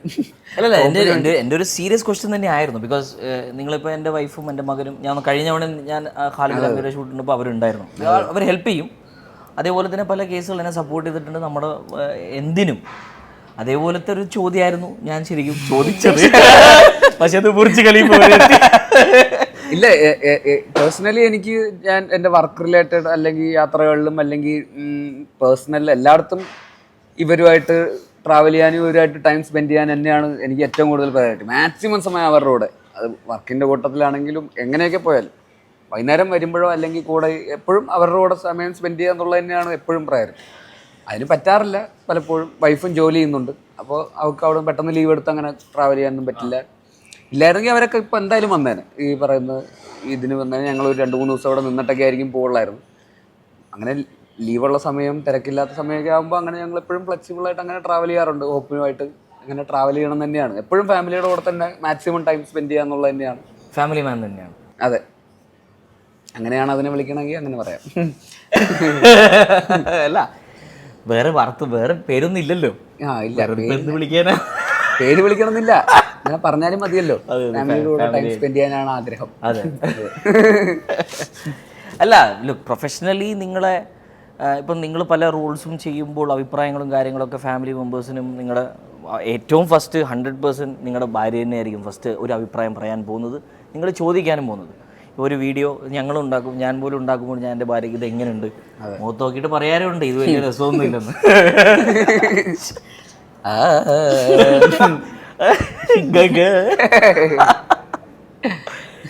അപ്പൊ അങ്ങനെയുള്ള കാര്യങ്ങളാണ് ഞാൻ. അല്ല, എനിക്ക് വർക്ക് റിലേറ്റഡ് ആകുമ്പോഴൊക്കെ ആണെങ്കിലും ഒരു കഥ പറയുമ്പോഴോ പുതിയൊരു കഥ ചെയ്യുമ്പോഴോ ഏറ്റവും ആദ്യം ആ കഥ കേൾക്കുന്നത് വൈഫായിരിക്കും.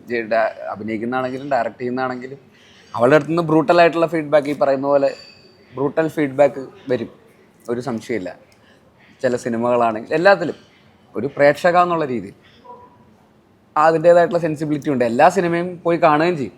ഇറങ്ങുമ്പോൾ അപ്പം തന്നെ ഭയങ്കര സിനിമ ഇഷ്ടമുള്ള ആളാണ്. എന്നാൽ വേറൊരു പ്രൊഫഷൻ, കംപ്ലീറ്റ്ലി ഡിഫറെൻ്റ് ആയിട്ടുള്ളൊരു പ്രൊഫഷനിൽ ജോലി ചെയ്യുന്ന ഒരാളാണ്, ഒരു NGOയിൽ ജോലി ചെയ്യുന്ന ഒരാളാണ്. അതുകൊണ്ട് വേറെ തന്നെ സ്പേസിലാണ് നിൽക്കുന്നത്, സിനിമയ്ക്ക് അകത്തുള്ള ഒരാളെ അല്ല, എന്നാൽ സിനിമ ഭയങ്കര ഇഷ്ടമുള്ള ഒരാളാണ്. അപ്പോൾ സ്ഥിരമായിട്ട് ഞാൻ പോയില്ലെങ്കിൽ പോലും, ഞാൻ ഇല്ലെങ്കിൽ പോലും വൈഫും മോളും കൂടെ പോയിട്ട് ഒറ്റയ്ക്ക് പോയിട്ടൊക്കെ അവർ രണ്ടുപേരും കൂടെ മാത്രം പോയി സിനിമയൊക്കെ കാണും. എല്ലാ സിനിമയും വരുമ്പോൾ തന്നെ തിയേറ്ററിൽ തന്നെ പോയിരുന്ന് കാണും. അപ്പോൾ അവളുടെ അഭിപ്രായത്തിന് അതിൻ്റേതായിട്ടുള്ള റെലവൻസ് ഉണ്ട്, കറക്റ്റ് ഫീഡ്ബാക്കുകൾ തന്നെയാണ് തരാറുള്ളത്. നിങ്ങൾ പൊന്മാന് പോലും ഒരു സിനിമ ചെയ്യാൻ പോകുന്നു എന്ന് പറഞ്ഞപ്പോൾ തന്നെ നല്ല ഫീഡ്ബാക്ക് തന്നു. അതിൻ്റെ റിവ്യൂ കണ്ടപ്പോഴും ഭയങ്കര അഭിപ്രായം പറഞ്ഞു. നല്ലത് ശരിക്കും ഭാര്യമാരുടെ അടുത്ത് വരുന്നത് അതൊരു വലിയ കാര്യം തന്നെയാണ്. അതെ അല്ലേ? പിന്നെ അല്ല അവരുടെ യു ആർ ഓൺ ട്രാക്ക്. ഒരു മാസത്തേക്കുള്ളതായി. ഇല്ല, മറ്റന്നാൾ യാത്രയാണ്, അതുകൊണ്ട് അത് ബാലൻസ് ആവും. അപ്പൊ കുഴപ്പമില്ല, ഇങ്ങനെയൊക്കെയല്ലേ ബാലൻസ് ചെയ്യാൻ പറ്റും. പറയേണ്ട ആവശ്യമില്ലല്ലോ. അതെ, ഒരു ബാലൻസിങ് ഇങ്ങനെ നടക്കണം പ്രത്യേകിച്ച്. ഇനിയിപ്പോ ഈ ഒരു ഇങ്ങനെ ഇവിടെ ഒറ്റയ്ക്ക് ദുബൈയിൽ വന്ന് തിരിച്ചു പോകുമ്പോൾ ഒരു ബാലൻസിങ് വേണമല്ലോ. അതാ, അപ്പൊ ഞാൻ ഇതുപോലെ അവിടെ പോയിട്ട് നീയാണ് ആ ബാലൻസിങ്ങും കൂടെയാണ് ഇപ്പൊ പൊന്മാൻ ഇത്രയും സക്സസ് ആവാൻ കാരണം യു ആർ ദ വുമൺ. നീ എന്നൊരു പൊൺവുമണാണ്. ഇതിപ്പോ ഈ ഇന്റർവ്യൂവിൽ പറഞ്ഞതൊക്കെ ഗുണം ചെയ്യും. ഒരു മാസത്തേക്കുള്ളതുണ്ട്. ഉണ്ട് ഉണ്ട് ഉണ്ട്, രണ്ട് രീതിയിലും ഉണ്ട്, നേരിൽ കയറ്റാനും ഉണ്ട്. നിങ്ങളെങ്ങനെയാ ഫാമിലി ആയിട്ട്? ഫാമിലി വുമൺ, ഫാമിലി മാനാണ് ഞാൻ, ഫാമിലി വുമൺ പറയാലോ. അങ്ങനെ സ്ട്രൈക്ക് ചെയ്യുന്നുണ്ട് കേട്ടോ കറക്റ്റ് ആയിട്ട്. എക്സ്ട്രോവേർട്ടാണെന്ന് പറയുന്നുള്ളൂ, ചിന്ത എക്സ്ട്രോവേർട്ടിന്റെ ആണെന്ന് അതുള്ളത് വരുന്നില്ല. നോ ബട്ട് ഒരു ഫോർ മീ ഫാമിലി ഈസ് എൻ്റെ സക്സസ് എന്ന് വെച്ചാൽ ഫാമിലിയാണ്. നമ്മൾ പല കാര്യങ്ങളും എന്തും ഒരു ദിവസം നേടുമ്പോഴും അതിൻ്റെ ഞാൻ ഫസ്റ്റ് പോയി ഷെയർ ചെയ്യുന്നത് വൈഫിൻ്റെ അടുത്ത് എൻ്റെ ഉമ്മാൻ്റെ അടുത്തുമാണ്. അപ്പം ഫാമിലി എപ്പോഴും ആ ഒരു ഇമ്പോർട്ടൻസ് കൊടുത്തിട്ടാണ് ഞാനൊക്കെ ഇതിലേക്ക് എല്ലാ കാര്യങ്ങളും നമ്മുടെ കോണ്ടന്റ് ക്രിയേഷൻ ആയാലും നമ്മുടെ ഫുഡ് ബ്ലോഗിങ് ആയാലും എല്ലാം നമ്മൾ ചെയ്തുകൊണ്ടിരിക്കുന്നത്. ഞാനും അങ്ങനെ തന്നെയാണ്. ഇപ്പം ഞാൻ ഏതെങ്കിലും ഒരു കഥ കേൾക്കുകയാണെങ്കിലും ആദ്യം ഡിസ്കസ് ചെയ്യുന്നത് അരുണിനോടായിരിക്കും. അരുൺ തന്നെ ആയിരിക്കും ഞാൻ ചെയ്ത എൻ്റെ ഏത് പെർഫോമൻസ് കണ്ടാലും ഏത് സിനിമ കണ്ടാലും ഇത് താൻ വീട്ടിൽ ചെയ്യുന്നതായി ഇതെനിക്കറിയാം. അതായത് നമ്മളുടെ കൂടെ ഫുൾ ടൈം ഉള്ള ആളുകളാകുമ്പോൾ നമ്മളെ നന്നായി അവർക്കറിയാം. അപ്പം ഏറ്റവും നല്ല വിമർശനങ്ങൾ തരുന്നതും അവർ തന്നെ ആയിരിക്കും. അപ്പോൾ ഞാൻ ഏതെങ്കിലും ഒരു ഇത് ഞാൻ തൻ്റെ സ്ഥിരം കാണുന്ന എക്സ്പ്രഷനാന്ന് പറഞ്ഞിട്ട് എന്നെ ഏറ്റവും കൂടുതൽ വിമർശിക്കുന്നത് അരുൺ തന്നെയാണ്. അല്ലെങ്കിൽ എനിക്ക് പറഞ്ഞു തരും തനിക്ക് ഇതൊന്ന് മാറ്റി പിടിച്ചൂടെ എന്നൊക്കെ പറയുന്നതായിരുന്നു. പക്ഷെ അത് നമ്മൾ ഇമ്പ്രൂവ് ആവാൻ വേണ്ടിയിട്ടാണ്. നമ്മുടെ അടുത്ത് അത്രയും സ്നേഹം ഉള്ളത് കൊണ്ടാണ് തീർച്ചയായിട്ടും അവർ വിമർശനങ്ങൾ പറയുന്നത്. അല്ലെങ്കിൽ നമ്മളെ വേണമെങ്കിൽ പുകഴ്ത്തിക്കൊണ്ടിരിക്കും, താൻ അടിപൊളി, അങ്ങനെ ചെയ്യാം, അതിൻ്റെ ആവശ്യമില്ലല്ലോ. പിന്നെ അരുണും ഞാനും ഏകദേശം ഞങ്ങളൊരു 5 വർഷത്തോളം നല്ല സുഹൃത്തുക്കളായിരുന്നു. അപ്പം ഞങ്ങൾ ആ ഒരു ഫ്രണ്ട്ഷിപ്പ് ഞങ്ങൾക്കിടയിൽ ഇപ്പോഴും ഉണ്ട്. അല്ലാണ്ട് ഞങ്ങൾ ആദ്യം തന്നെ ലവ് അറ്റ് ഫസ്റ്റ് സൈറ്റോ അങ്ങനെയൊന്നുമല്ല. ഒരു 5 വർഷത്തോളം ഞങ്ങൾ നല്ല സുഹൃത്തുക്കളായിരുന്ന് അതിനുശേഷം പിന്നീട് ഓക്കെ വലിയ കുഴപ്പമില്ല, നമ്മൾ ഒരുമിച്ച് വലിയ കുഴപ്പമില്ല എന്ന് തോന്നുന്നു, എന്നാൽ പിന്നെ നമുക്ക് പ്രേമിച്ചാലോ കല്യാണം കഴിച്ചാലോ എന്നുള്ള അങ്ങനെ വന്നതാണ്. അപ്പോൾ ആ ഒരു ഫ്രണ്ട്ഷിപ്പ് എപ്പോഴും ഞങ്ങൾക്കിടയിലുണ്ട്. അതുകൊണ്ട് എന്ത് വന്നാലും എന്തും എനിക്ക് ഓപ്പണായിട്ട് ഷെയർ ചെയ്യാൻ പറ്റുന്ന എൻ്റെ ഒരു ബെസ്റ്റ് ഫ്രണ്ട് എന്ന് പറയുന്നത് അരുൺ തന്നെയാണ് എപ്പോഴും. അപ്പം ഫാമിലി വെരി ഇമ്പോർട്ടൻറ്റ് എന്നൊരു കാര്യം നിങ്ങളും പറഞ്ഞിരിക്കുന്നു. ഞാൻ വിശ്വസിക്കുന്നതിൽ തന്നെ നിങ്ങളും ഉറച്ചു വെക്കുന്നു. ഇല്ലെങ്കിൽ അങ്ങനെ തോന്നിയില്ലായിരുന്നു. അല്ലെങ്കിൽ ക്യാമറയ്ക്ക് വേണ്ടി പറയുന്നതാണോ? അല്ലല്ല, look at the end of the day നമ്മൾ തിരിച്ചു പോയി കിടന്നുറങ്ങാൻ അത് തന്നെയാണ് വീട്ടിൽ കല്യാണം കഴിക്കുന്ന ആൾ തന്നെയാണ് ബെസ്റ്റ് ഫ്രണ്ട് എന്നും കൂടെ എന്നുള്ളതെന്ന് പറയുന്നത്. അതാണ് അതിൻ്റെ അൾട്ടിമേറ്റ്. അപ്പോഴാണല്ലോ അതിന് ഒരു എന്താ പറയുക ഒരു ബാലൻസ്. കാരണം ബെസ്റ്റ് ഫ്രണ്ട് വേറൊരാളും വീട്ടിലുള്ള ഒരാൾ വേറൊരാളും വെറും ഒരു പാർട്ട്ണർ മാത്രമാകുന്നു എന്ന് പറയുന്നിടത്ത് അതിനൊരു ഡിസ്റ്റൻസ് എപ്പോഴും ഉണ്ടാവുമല്ലോ. Keep your wife happy, rest everything will be happy. അതെ, അത് ഈ പറയുന്ന സന്തോഷം ഉണ്ടാകുമ്പോഴും ആദ്യം വിളിക്കുന്നത് അവരെയായിരിക്കും, വിഷമം ഉണ്ടാകുമ്പോൾ ആദ്യം വിളിക്കുന്നത് അവരെയായിരിക്കും, എല്ലാം സക്സസ് ഉണ്ടാകുമ്പോൾ അത് ഏറ്റവും ആദ്യം സെലിബ്രേറ്റ് ചെയ്യാൻ ഉദ്ദേശിക്കുന്ന അവരുടെ ആയിരിക്കും. ഒരു ട്രാവൽ പ്ലാൻ ഇടുവാണെങ്കിൽ ആദ്യം പോകാൻ ആഗ്രഹിക്കുന്നവരുടെ കൂടെ ആയിരിക്കും. ഇപ്പം എല്ലാം അവർ ഫസ്റ്റ് ചോയ്സ് എന്ന് പറയുന്ന പോയിന്റിലേക്ക് എത്തുക എന്ന് പറയുന്നത് തന്നെയാണല്ലോ അതിൻ്റെ ഏറ്റവും പീക്ക്. നിങ്ങളുടെ വൈഫ് സോളോ ട്രിപ്പ് അടിക്കാറുണ്ടോ? സോളോ ട്രിപ്പ് അടിക്കാറില്ല അങ്ങനെ. ഇല്ല അങ്ങനെ അതിനുള്ള നിങ്ങൾ അടിക്കാറുണ്ടോ സോളോ ട്രിപ്പ്? ഇല്ല ഇല്ല അല്ലേ? പക്ഷെ ആഗ്രഹമുണ്ട്. നിങ്ങളുടെ വൈഫ് അടിക്കാറുണ്ടോ? മനസ്സിലാക്കിയതൊക്കെ ആ ചോദ്യത്തിൽ എങ്ങനെ നിങ്ങൾ മനസ്സിലാക്കി? ചോദിച്ചപ്പോൾ തന്നെ അത് മനസ്സിലായി. ഇല്ല, ഇടയ്ക്ക് സോളോ ട്രിപ്പ് അടിക്കണം. അതെ അതെല്ലാരും അടിക്കും. രണ്ടുപേരും ഹസ്ബൻഡ് ആയാലും വൈഫായാലും. ഇല്ല, എനിക്കടിക്കണ്ട, അവള് പോയാൽ മതി. ഫാമിലി മാൻ എന്ന് പറയുന്നത് എങ്ങനെയെങ്കിലും ഞാൻ ഉദ്ദേശിച്ചത് അവള് എൻജോയ് ചെയ്യണം. എൻജോയ്മെന്റ് വേണ്ട. ആ ഒരു മനസ്സ്, ഞാൻ അതിന് വേണ്ടി എത്ര വേണമെങ്കിലും ഇൻവെസ്റ്റ് ചെയ്യാം. അവള് എൻജോയ് ചെയ്യണം. എന്തോ ആ മനസ്സ് നമ്മൾ കാണാതെ വരുന്നത്. ഓ ഗുഡ്, അടിപൊളി. നല്ല എങ്ങനെ ഉണ്ടായിരുന്നു നമ്മുടെ? നല്ലതായിരുന്നു. സൂപ്പർ. ഇങ്ങനെ എവിടെ പോയാലും നല്ലതായി കൊടുക്കൂല, അതല്ലേ? ഇല്ല, നല്ലതായിരുന്നു. എൻജോയ് കാര്യമായിട്ട്. അടിപൊളി അല്ലേ? ഏത് റോളാണ് നിങ്ങളെന്നൊരു വ്യക്തിയെ ഒന്ന് ചേഞ്ച് ചെയ്തത് മൊത്തമായിട്ട്? സെങ്കേനി. Favourite Malayalam actor? എല്ലാ പ്രാവശ്യം ചോദ്യം ഉണ്ടാവും എല്ലാവർക്കും. എല്ലാരും എന്ന് പറയാൻ പറ്റുമോ? അങ്ങനെ എനിക്ക് ഒരു ഫേവറേറ്റ് ആക്ടർ എന്തായാലും നിങ്ങൾക്ക് ബോളിവുഡ് എന്ന് പറയാലോ. ലാലേട്ടൻ. ഓ, നിങ്ങളുടെ ചലഞ്ചിങ് ഷോട്ട് ഏതായിരുന്നു? നിങ്ങൾ ഇത്ര അഭിനയിച്ചതിൽ ഏറ്റവും ചലഞ്ചിങ്, നിങ്ങൾ കുറേ ടേക്ക് ചെയ്ത് ചില നടക്കില്ലെന്ന് ചിലപ്പോൾ വിചാരിച്ച ഒരു ഷോട്ടുണ്ടോ? ഇത്ര ബുദ്ധിമുട്ടിയിട്ടില്ല. ചാലഞ്ചിങ് ആയിട്ടുള്ള റോളെന്ന് വേണമെങ്കിൽ പറയാം. ഈവൻ സീൻസ് ആണെങ്കിലും ജയ്ഭീമിലേതായിരിക്കും. കാരണം എനിക്കിത് ആ ക്യാരക്ടർ എനിക്ക് ഒട്ടും റിലേറ്റബിൾ ആയിരുന്നില്ല. അതിന് വേണ്ടിയിട്ട് കുറേ ഹോംവർക്സ് ഒക്കെ ചെയ്യേണ്ടി വന്നിട്ടുണ്ട്. ബാക്ക് ടു ബാക്ക് ഷൂട്ട്സ് ഒക്കെ കഴിഞ്ഞ് നിങ്ങൾ ഭയങ്കര ടയേർഡായെന്ന് വിചാരിക്കുക. നിങ്ങൾക്ക് എന്തെങ്കിലും നല്ലൊരു ഫുഡ് ക്രേവ് അതെന്തായിരിക്കും? കിട്ടുന്ന സാധനമായിരിക്കണേ. പല സമയത്തും പലതാ. അങ്ങനെ പെർട്ടിക്കുലർ ഒരു ഐറ്റം ഇല്ല, പല മൂടാ. അങ്ങനെ വീണ്ടും ഞങ്ങൾ കപ്പ ബിരിയാണി അല്ല, അത് അങ്ങനെയല്ലല്ലോ നമുക്ക് എന്നും കഴിക്കണം. അങ്ങനെയില്ല. നിങ്ങളുടെ പെർഫോമൻസ് കണ്ടിട്ട് ഏതെങ്കിലും ഒരു കോ സ്റ്റാർ നിങ്ങൾ ഒരു വാല്യൂ ആയിട്ട് തോന്നിയ ഒരു ക്രെഡിറ്റ് കിട്ടിയിട്ടുണ്ടോ? നിങ്ങൾ ഒരിക്കലും വിചാരിക്കാതെ ഒരു അപ്രീസിയേഷൻ?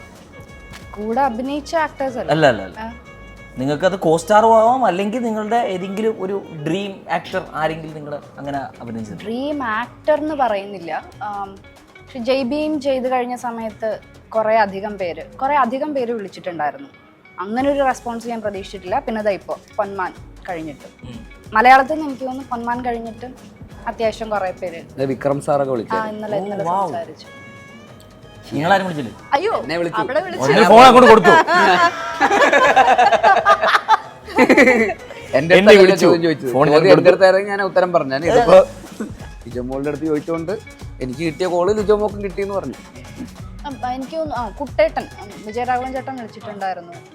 പൊന്മാനല്ല, ജയ്ഭീം കഴിഞ്ഞ സമയം. പിന്നെ രവിവർമ്മൻ എന്ന് പറയുന്ന സീനിയർ ആയിട്ടുള്ള സിനിമാറ്റോഗ്രാഫർ. അപ്പൊ അങ്ങനെയുള്ള അത്രയും സീനിയർ ആയിട്ടുള്ള ആളുകൾ നമ്മളെ വിളിച്ച് അപ്രീഷിയേറ്റ് ചെയ്യുമ്പോൾ സന്തോഷമാണ്. ഒരു ആക്ടർ അല്ലായിരുന്നെങ്കിൽ നിങ്ങൾ എന്ത് ചെയ്യുമായിരുന്നു? ലെക്ചറർ ഭയങ്കര ഇഷ്ടമാണ്. അതിനുള്ളൊരു ക്യാരക്ടർ ഉണ്ടല്ലേ? ഉണ്ടോ? ആ, ശരിയാ. ഞാൻ ഇങ്ങനെ ആലോചിക്കുമ്പോൾ കറക്റ്റ് അല്ലേ, ലിജോമോളൊരു മറ്റേ ടീച്ചർ നല്ലൊരു ഉണ്ട്. സ്കൂളിലല്ല, കോളേജ്. അതാ ലെക്ചർ, സോറി, ടീച്ചർ അല്ല, ലെക്ചർ. അല്ല, നമുക്കെല്ലാം ഒന്ന് തന്നെ. 1ാം ക്ലാസ് തൊട്ട് അത് എപ്പോ പഠിച്ചിറങ്ങുന്ന ഒക്കെ ഒന്നാണ്. എല്ലാം ടീച്ചർമാരാണ്. എല്ലാം ടീച്ചർമാരാണ്. ലെക്ചറോ? നിങ്ങൾ ഏതെങ്കിലും ഒരിക്കലും മറക്കാൻ പറ്റാത്തൊരു മെമ്മറബിൾ അപ്രീസിയേഷൻ ഫ്രം ഒരു ഫീഡ്ബാക്ക് ഒരു ഫാൻ്റെ അടുത്ത് നിന്ന് ലഭിച്ചിട്ടുണ്ടോ? ഞാൻ ഇതിന് മുന്നേ ഒരു ഇന്റർവ്യൂവിൽ പറഞ്ഞു. ഒന്നുകൂടെ പറഞ്ഞോ. അതാ അല്ല, ജയ്ബിയും കഴിഞ്ഞ് കുറേ കഴിഞ്ഞൊരു കോഫി ഷോപ്പിൽ ഇരിക്കുന്ന സമയത്ത് ഒരു പെൺകുട്ടി വന്ന് നിങ്ങൾ ജയ്ബിമിൽ അഭിനയിച്ച ആളല്ലേ എന്ന് ചോദിച്ചു. ഞാൻ പറഞ്ഞു അതേന്ന് പറഞ്ഞു. ഞാനൊന്ന് ഹഗ് ചെയ്തോട്ടെ എന്ന് ചോദിച്ചു. കാരണം ആരും അങ്ങനെ പറഞ്ഞ് ഞാൻ കേട്ടിട്ടില്ല. ഒരു സെൽഫി എടുത്തോട്ടെ അങ്ങനെ പറഞ്ഞാൽ ഞാൻ കേട്ടിട്ടുള്ളൂ. അല്ലെങ്കിൽ കൂടെ വന്നൊരു ഫോട്ടോ എടുത്തോട്ടെ ഒന്ന് ഹഗ് ചെയ്തോട്ടെ എന്ന് ചോദിച്ചു ഞാൻ ആരെയും അങ്ങനെ കേട്ടിട്ടില്ല. അപ്പോൾ ഞാനും അപ്പോൾ ഒന്ന് ആലോചിച്ചിട്ട് ഓക്കെ പറഞ്ഞു. അപ്പം പുള്ളിക്കാരത്തി ഒന്ന് ഹഗ് ചെയ്ത് ഒരു ഫ്യൂ സെക്കൻഡ്സ് നിന്നിട്ട് താങ്ക് യു എന്ന് പറഞ്ഞു. ട്രാവൽ ഇഷ്ടപ്പെടുന്ന ആൾ തന്നെയാണോ? അതെ. ഡ്രീം ഡെസ്റ്റിനേഷൻ എന്താണ്? ഞാൻ ആക്ച്വലി എനിക്ക് നമ്മുടെ കംബോഡിയ, വിയറ്റ്നാം അങ്ങനത്തെ സൈഡ് ഒന്ന് എക്സ്പ്ലോർ ചെയ്യണം എന്ന് ആഗ്രഹമുണ്ട്. പിന്നെ നമ്മുടെ നോർത്ത് ഈസ്റ്റ് കുറച്ചും കൂടി എക്സ്പ്ലോർ ചെയ്യണം എന്ന് ആഗ്രഹമുള്ള സ്ഥലങ്ങളാണ് ഇന്ത്യയിൽ. ഉടൻ തന്നെ നിങ്ങൾ പോയിട്ട് സ്റ്റോറീസ് ഒക്കെ ഇടും. ടിബറ്റ് പോകണമെന്നുണ്ട്, നേപ്പാൾ പോകണമെന്നുണ്ട്. അങ്ങനത്തെ ആ സൈഡ്സ് ഒക്കെ അങ്ങനെ അധികം എക്സ്പ്ലോർ ചെയ്യാത്ത സ്ഥലങ്ങൾ പോകണം. നമ്മൾ ഭയങ്കര ഫേമസ് ആയിട്ടുള്ള ഡെസ്റ്റിനേഷൻസ് എന്നല്ലാണ്ട് ഇങ്ങനത്തെ സൈഡ്സ് ഒന്ന് എക്സ്പ്ലോർ ചെയ്യണം എന്ന് ആഗ്രഹം. നിങ്ങളുടെ ഒരു പടം ഇറങ്ങുമ്പോൾ നിങ്ങളുടെ ഏറ്റവും വലിയ പേടി എന്താണ്? പടം എങ്ങനെ ആളുകൾ എങ്ങനെ അതിനെ എടുക്കുന്നു എന്നുള്ളത്. തീർച്ചയായിട്ടും അതായിരിക്കുമല്ലോ നമ്മൾ വിചാരിക്കുന്ന ഒരു റെസ്പോൺസ് കിട്ടോ ഇല്ലയോ എന്നുള്ളതായിരിക്കും. ഫസ്റ്റ് വരാൻ നിങ്ങൾ അഭിനയിച്ചതൊക്കെ ശരിയാണോ എന്നുള്ളൊരു അതും തീർച്ചയായിട്ടും ഉണ്ടാവും. പക്ഷെ നമ്മുടെ ക്യാരക്ടേഴ്സ് ശ്രദ്ധിക്കപ്പെടണമെങ്കിൽ തീർച്ചയായിട്ടും ആ സിനിമയെ ശ്രദ്ധിക്കപ്പെടണം. അതുകൊണ്ട് ഫസ്റ്റ് അതായിരിക്കും. ഒരു വാക്കിൽ നിങ്ങൾ ഈ പൊന്മാൻ എങ്ങനെ ഡിസ്ക്രൈബ് ചെയ്യും?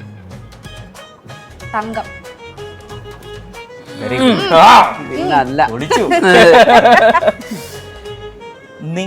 നിങ്ങൾക്ക് കിട്ടാവുന്ന ഏറ്റവും ബെസ്റ്റ് അഡ്വൈസ് എന്തായിരുന്നു? അഡ്വൈസ് സിനിമയാണോ അതോ? എന്തായാലും നിങ്ങളുടെ ലൈഫിൽ ചേഞ്ചിങ് അഡ്വൈസ് ആയിരിക്കാം. നിങ്ങൾ ചിലപ്പോൾ സിനിമയിൽ വന്ന കാരണം അതായിരിക്കാം, എത്തിയ കാരണം അതായിരിക്കാം. ഇല്ല, സിനിമയിൽ എത്തിയതെന്നൊന്നും പറയാം. അങ്ങനെ ഒരു ബെസ്റ്റ് അഡ്വൈസ് എന്ന് പറഞ്ഞാൽ എനിക്കൊന്ന് സിനിമയിൽ നിന്ന് ദിലീഷ് ഏട്ടൻ തന്നത്, നീ അഭിനയിക്കണ്ട, ബിഹേവ് ചെയ്താൽ മതി എന്നുള്ളൊരു സാധനം. വാവ്. എനിക്ക് തോന്നി, ഞാൻ ആ പൊന്മാൻ പടവും നിങ്ങളെ കഴിഞ്ഞ എല്ലാ പടങ്ങളും കണ്ട് നിങ്ങൾ ക്യാരക്ടർ വലിയ വ്യത്യാസം എനിക്ക് തോന്നുന്നില്ല. നിങ്ങളുടെ സംസാര ശൈലിയിലായാലും നിങ്ങളുടെ ആ ഒരു അതൊരു കോംപ്ലിമെന്റ് ആണോ? അങ്ങനെയല്ല എന്താ പറയാ, നാച്ചുറൽ ആണ് നിങ്ങൾ എന്നുള്ള ഒരു പെട്ടു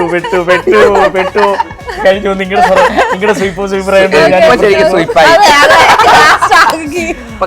അല്ല. പക്ഷെ എന്നാലും നിങ്ങൾ ആ ഒരു പേസ് ഉണ്ടല്ലോ നിങ്ങളുടെ സംസാരത്തിന്റെ, ഏകദേശം സെയിം പേസ് തന്നെയാണ്. ആ ഒരു പടത്തിൽ കാണുന്ന ആ പേസും ഇപ്പൊ നിങ്ങൾ സംസാരിക്കുന്ന പേസും ഏകദേശം സെയിമാണ്. പിന്നെ തിരിച്ചിന്നലെ ആ ഒരു ദേഷ്യം പിടിച്ചൊരു സീൻ ഉണ്ടായിരുന്നു. ചേട്ടനടുത്ത് പോയി അത് ആ ഒരു റിയാക്ഷനും കാര്യങ്ങളൊക്കെ കറക്റ്റാണ്. നല്ല രസമുണ്ടായിരുന്നു. എല്ലാരും പോയി കാണുക കേട്ടാ. അതാദ്യം ചെയ്യും എല്ലാവരും. ഇത് കണ്ടോണ്ടിരിക്കല്ലേ. Favourite Malayalam movie of all time? Manichitrathazhu. ഞാനും അത് പറയാൻ മനസ്സിലാലോചിച്ചതാ. ഒരു ഡയറക്ടർ നിങ്ങളെ ഏറ്റവും കൂടുതൽ അഡ്മയർ ചെയ്യുന്ന? പ്രിയദർശൻ. ഒരു നടൻ നിങ്ങൾ ഡയറക്റ്റ് ചെയ്യാൻ ഏറ്റവും കൂടുതൽ ആഗ്രഹിക്കുന്നത്? ജഗദീഷ് ശ്രീകുമാർ. നിങ്ങളൊരു ഗോ ടു കംഫർട്ട് ഫുഡ് എന്താണ്? ഞാൻ ഇതുവരെ കണ്ടുപിടിച്ചിട്ടില്ലല്ലോ, അതെന്താണ്? ഇല്ല, കംഫർട്ട് ഫുഡ് ദോശയാണ്. ദോശ സേഫാ. ഇപ്പൊ വീഡിയോക്ക് സേഫ് ദോശയാണ്. അല്ല, മൊത്തത്തിലേ അങ്ങനെ ഒരുപാട് ഹെവി അല്ല. ദോശ, ഇഡ്ഡലി കറക്റ്റാണ്. അതൊരു കറക്റ്റാണ്. ഡ്രീം ലൊക്കേഷൻ ഏതാണ്? എങ്ങനെ ഷൂട്ട് ചെയ്യാൻ? യെസ്. അങ്ങനെ അങ്ങനെയൊന്നുമില്ല. ലൈക്ക് നമ്മൾ ഒരു ബോളിവുഡ് പടങ്ങളൊക്കെ കാണുമ്പോൾ ഇപ്പൊ ലണ്ടനിലെ ആ ഒരു ലൊക്കേഷൻ, അതിൻ്റെ അകത്തൊരു മ്യൂസിയത്തിന്റെ ലൊക്കേഷൻ ഇല്ല, കഥയ്ക്ക് അനുസരിച്ചിട്ടാണ്. തോന്നില്ല. അങ്ങനെയൊന്നുമില്ല. ഇപ്പൊ മിന്നൽ മുരളിയിൽ നമുക്ക് ഈഫൽ ടവർ കാണിക്കാൻ പറ്റൂലേ? അതെന്റെ ഡ്രീം ലൊക്കേഷൻ. ഈ വീഡിയോയില് എന്നെ ഇട്ട് ഊക്കി ഒരു 4-5 വീഡിയോ എങ്കിലും ഉണ്ട്. എനിക്ക് ഈഫൽ ടവർ ഇഷ്ടമാണ്. അവിടെ പോയിട്ട് നമുക്ക് ഷിബു അതിന്റെ മേലെ കയറ്റിയിരുത്താം. അങ്ങനെ പറയാൻ പറ്റില്ലല്ലോ. നിങ്ങളൊരു എന്താ ചെയ്യാ? ഒരു റിലീസിന് മുന്നേ നിങ്ങൾ എന്താണ് ചെയ്യാ? എന്തെങ്കിലും മുന്നേ നാളെ പടം റിലീസാണ്. നിങ്ങൾ ആ റിലീസിന്റെ മുന്നേ എന്തെങ്കിലും ഒരു കാര്യം നിങ്ങൾ ചെയ്യാറുണ്ടോ? എനിക്ക് ഉറക്കം പോകാറുണ്ട് എക്സൈറ്റ്മെന്റ് കാരണം. അതാണ് ഞാൻ ചെയ്യുന്നതല്ല, സംഭവിക്കുന്നതാണ്. ഉറക്കം കിട്ടൂല, എക്സൈറ്റ്മെന്റ് കാരണമാണ്. ടെൻഷനേക്കാളും എക്സൈറ്റ്മെന്റാ. ഓ നാളെ നാളെ പടം. പോസിറ്റീവ്.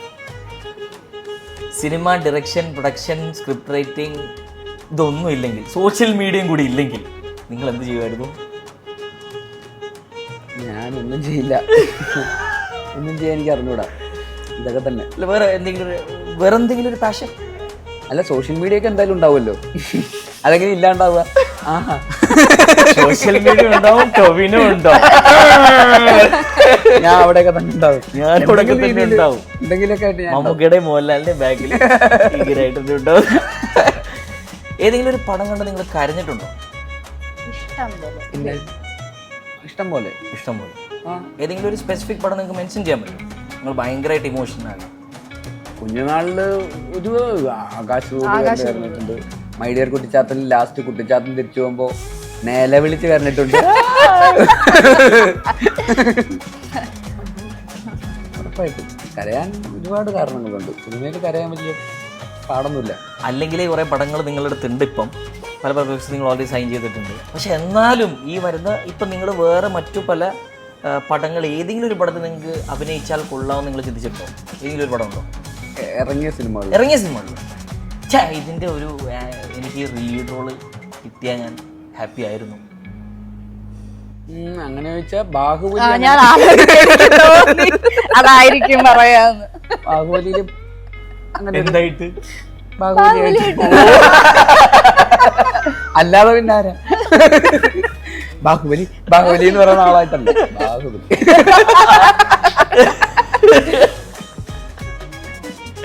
അപ്പോൾ last but not the least, നിങ്ങൾ പൊന്മാൻ ഒരു വാക്കിൽ എങ്ങനെ ഡിസ്ക്രൈബ് ചെയ്യും?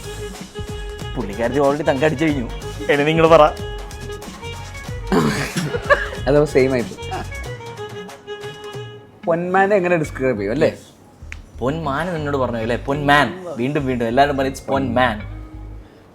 പൊന്മാൻ ആ പേര് തന്നെയാണ് ഡിസ്ക്രൈബ് ചെയ്യാനുള്ളത്. പൊന്മാൻ അതൊരു അങ്ങനെ തന്നെ ഒരു സിനിമയാണത്. അത് സിനിമ കാണുന്നവർക്ക് അത് മനസ്സിലാവും. അത് ഒറ്റ വാക്കിൽ എങ്ങനെയപ്പോൾ പറയാ? ഒറ്റ വാക്ക് എന്തെങ്കിലും പറഞ്ഞതാ.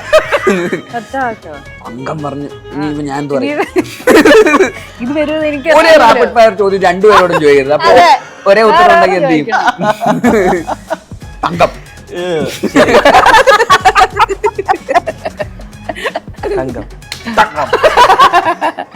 Very good.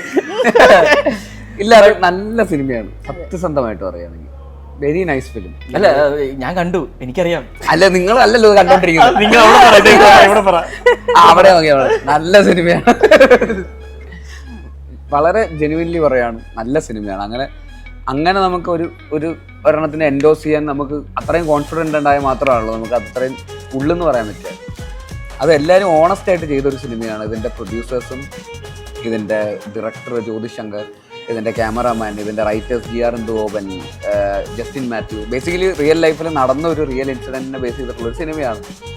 അപ്പോൾ അതിൻ്റേതായിട്ടുള്ളൊരു ഒതൻറ്റിസിറ്റിയും അതിൻ്റേതായിട്ടുള്ളൊരു ജെന്യൂനിറ്റി ആ സിനിമയിലുണ്ട്. അപ്പോൾ ഇതിൽ അഭിനയിച്ചിരിക്കുന്ന ഓരോരുത്തരും, എൻ്റെ ക്യാരക്ടറാണെങ്കിലും സ്റ്റെഫിയുടെ ക്യാരക്ടറാണെങ്കിലും സജിൻ ഗോപുവിൻ്റെ ക്യാരക്ടറാണെങ്കിലും ആനന്ദ് മന്മഥൻ, ബ്രൂണോ എന്ന് പറയുന്ന ക്യാരക്ടറാണ്, അമ്മമാരായിട്ട് അഭിനയിച്ച ചേച്ചിമാരാണെങ്കിലും ചെറിയ റോളുകൾ ചെയ്തിട്ടുള്ള എല്ലാവർക്കും ആ സിനിമയുടെ ഒരു നോവൽറ്റിയും ഈ സിനിമ പറയാൻ ഉദ്ദേശിക്കുന്ന കാര്യം സ്ത്രീധനം അല്ലെങ്കിൽ സ്വർണ്ണവുമായി ബന്ധപ്പെട്ട് സ്വർണ്ണം ഒരു വില്ലനായിട്ട് ഒരാളുടെ ജീവിതത്തിൽ എങ്ങനെയൊക്കെ വരുന്നു, പലരുടെയും ജീവിതത്തിൽ അതിനെ ഗ്രീഡായിട്ടും ഒക്കെ കണക്ട് ചെയ്ത്, ഗ്രീഡ് മാത്രമല്ല സർവൈവലൊക്കെ ആയിട്ട് കണക്ട് ചെയ്തിട്ട് എത്രയും മനോഹരമായിട്ടുള്ളൊരു എൻ്റർടൈനർ എടുക്കാൻ പറ്റുമോ അത്രയും മനോഹരമായിട്ടുള്ളൊരു എൻ്റർടൈനറാണ് എടുത്തു വെച്ചിരിക്കുന്നത്. അതിന് പക്ഷെ ആ സിനിമയ്ക്ക് ഒരുപാട് കാര്യങ്ങൾ പറയാനുമുണ്ട്. അത് പറയാനുള്ളതൊക്കെ ഒട്ടും പ്രീച്ചി ആയിട്ട് ഒരു പ്രസംഗം പറയുന്ന പോലെ ഒന്ന് പറയാന്നുള്ള രീതിയിലല്ലാതെ സിനിമ കണ്ടിറങ്ങുമ്പോൾ നമുക്കത് കിട്ടും എന്നുള്ള രീതിയിലേക്ക് അത് പറഞ്ഞെത്തിക്കാൻ ആ സിനിമ ശ്രമിച്ചിട്ടുണ്ട്.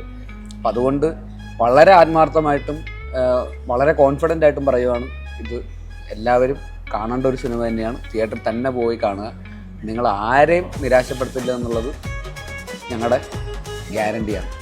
അപ്പോൾ എന്തായാലും പോയി കാണുക. ഒരു കിട്ടിയൊരു അവസരം കിട്ടിയപ്പോൾ ഞാൻ ഇങ്ങനെ പറഞ്ഞു.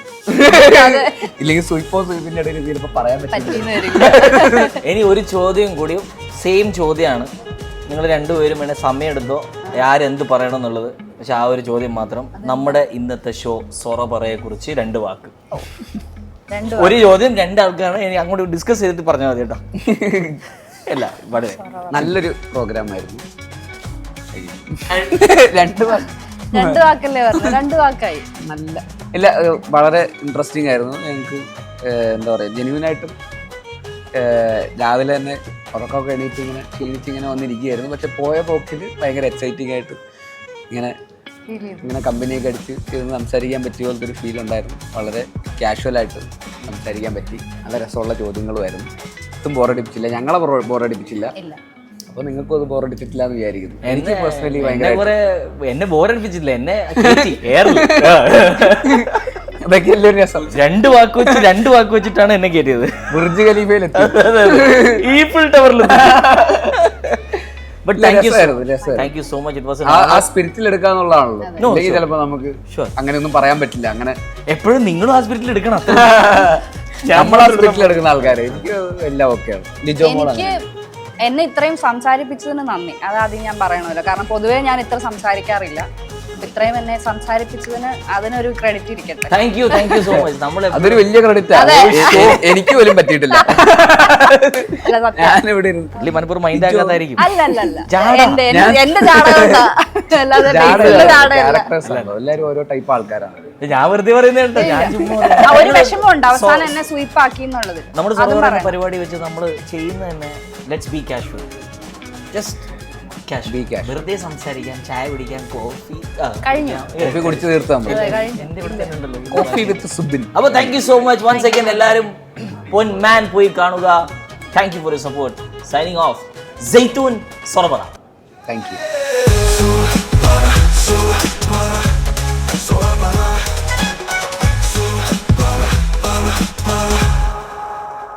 ഫ്ലവേഴ്സ് സ്മാർട്ട് ഷോ ശനി ഞായർ ദിവസങ്ങളിൽ രാത്രി 9:30 ഫ്ലവേഴ്സിൽ.